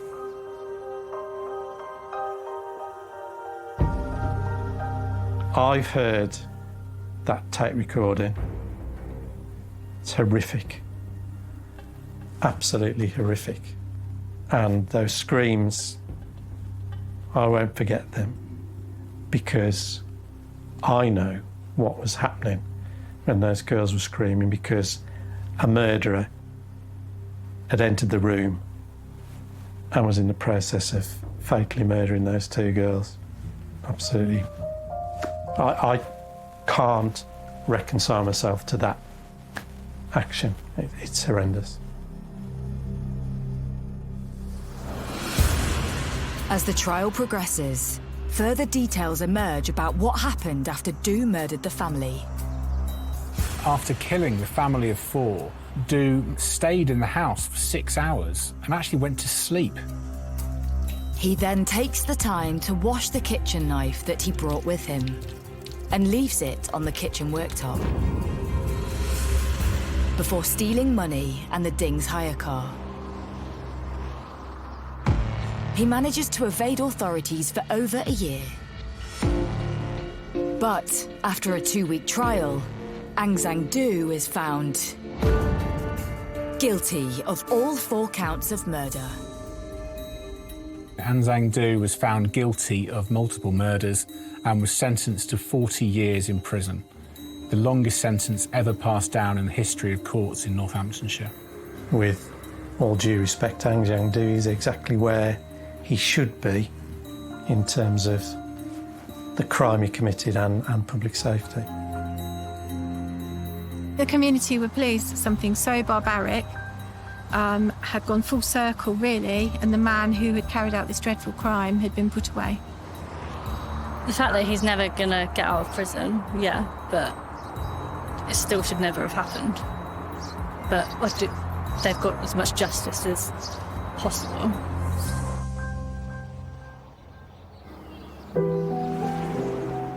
After 10 years, those that knew the family are still coming to terms with the loss.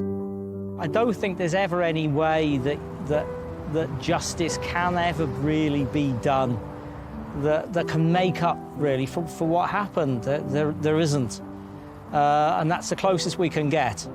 And whatever punishment he got is never going to make up for for what happened that day.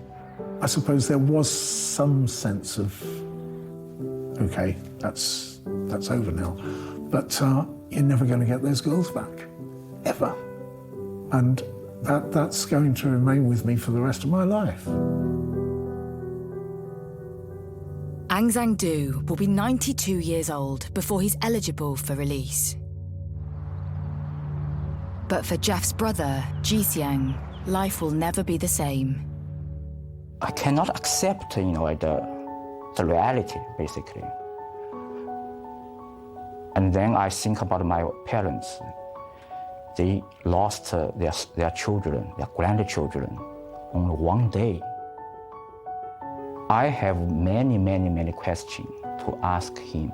Among them, the only one question that strikes me most is, I want to ask him, how could you stab a knife into an innocent girl's heart? Not once, but twice. How could you do that? An innocent girl, you get that in. I'm not that confident whether I can rebuild my life anymore. I don't think my life will be the same again as before.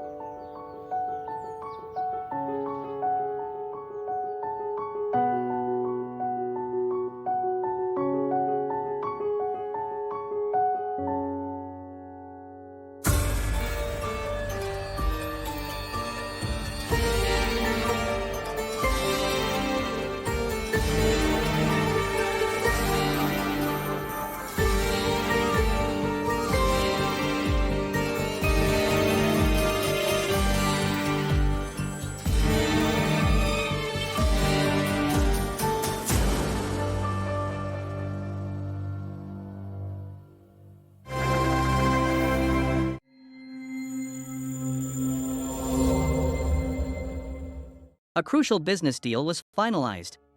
I felt relieved and was chatting with the representative, John. From now on, our companies would have a long-term relationship. I truly believed that.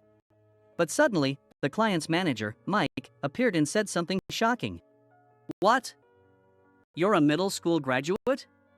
We can't deal with such an incompetent person.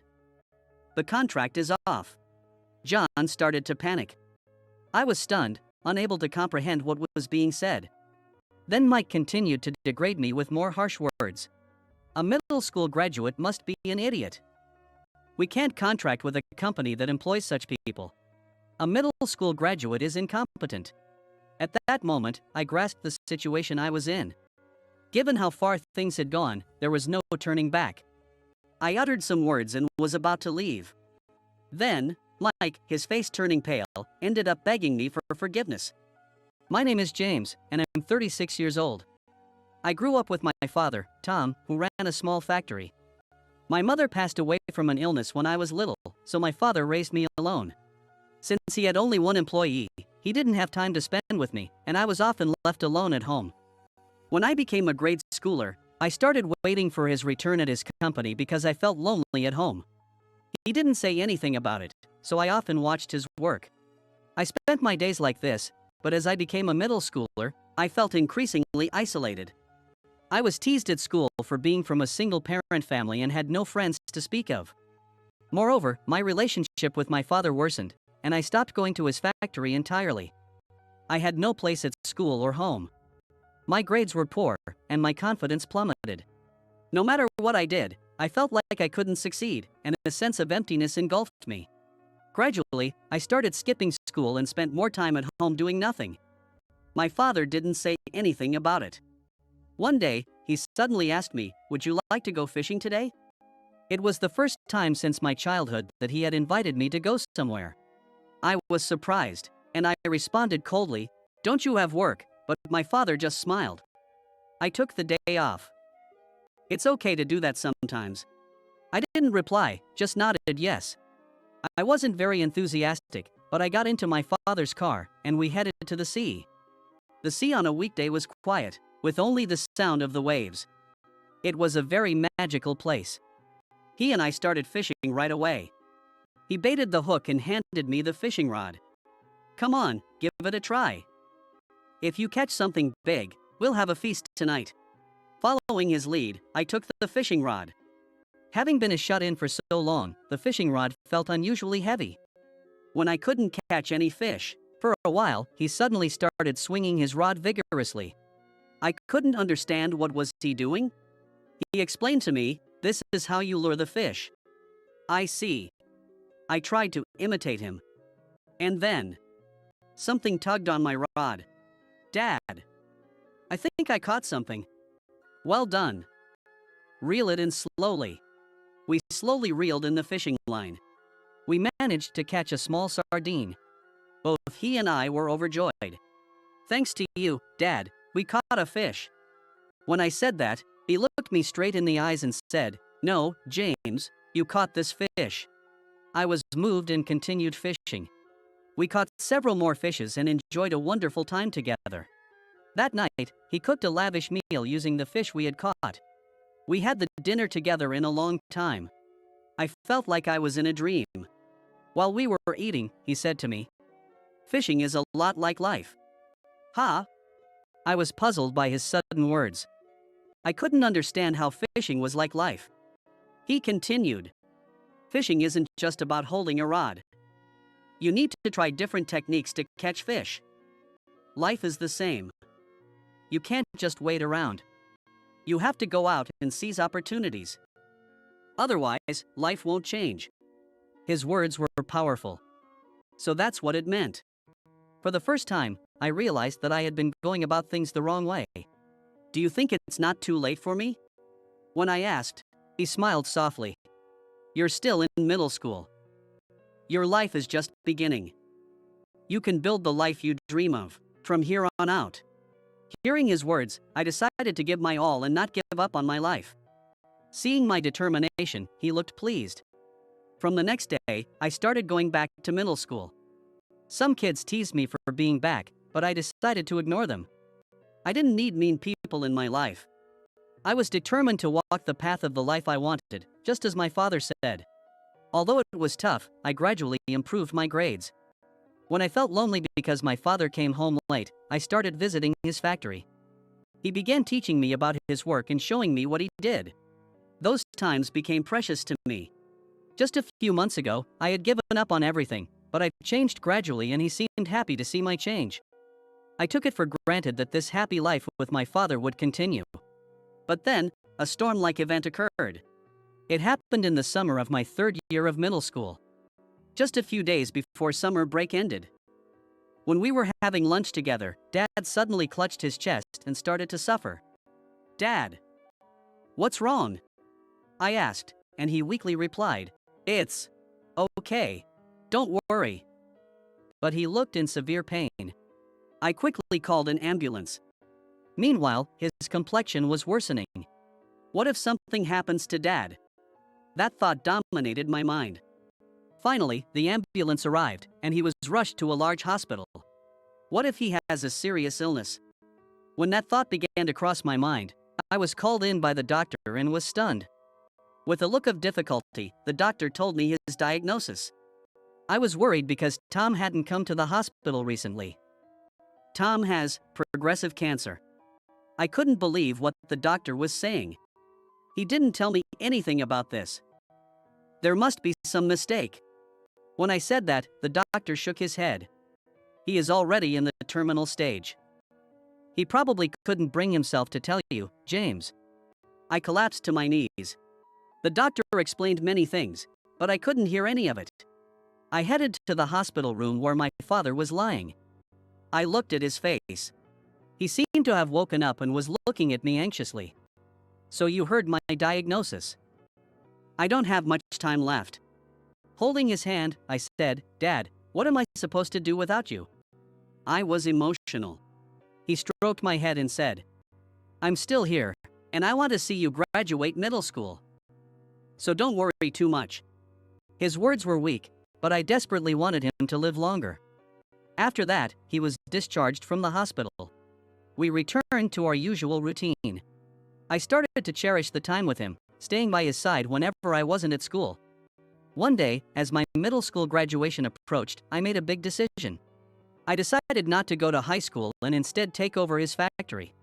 We have enough money for you to go to high school, he said, but my mind was made up. His factory dealt with precision machinery, requiring specialized knowledge. I wanted to learn everything from him while he was still alive. Eventually, he agreed with my plan and started teaching me the ropes at the factory every day. He told me he was independently developing medical devices in his spare time.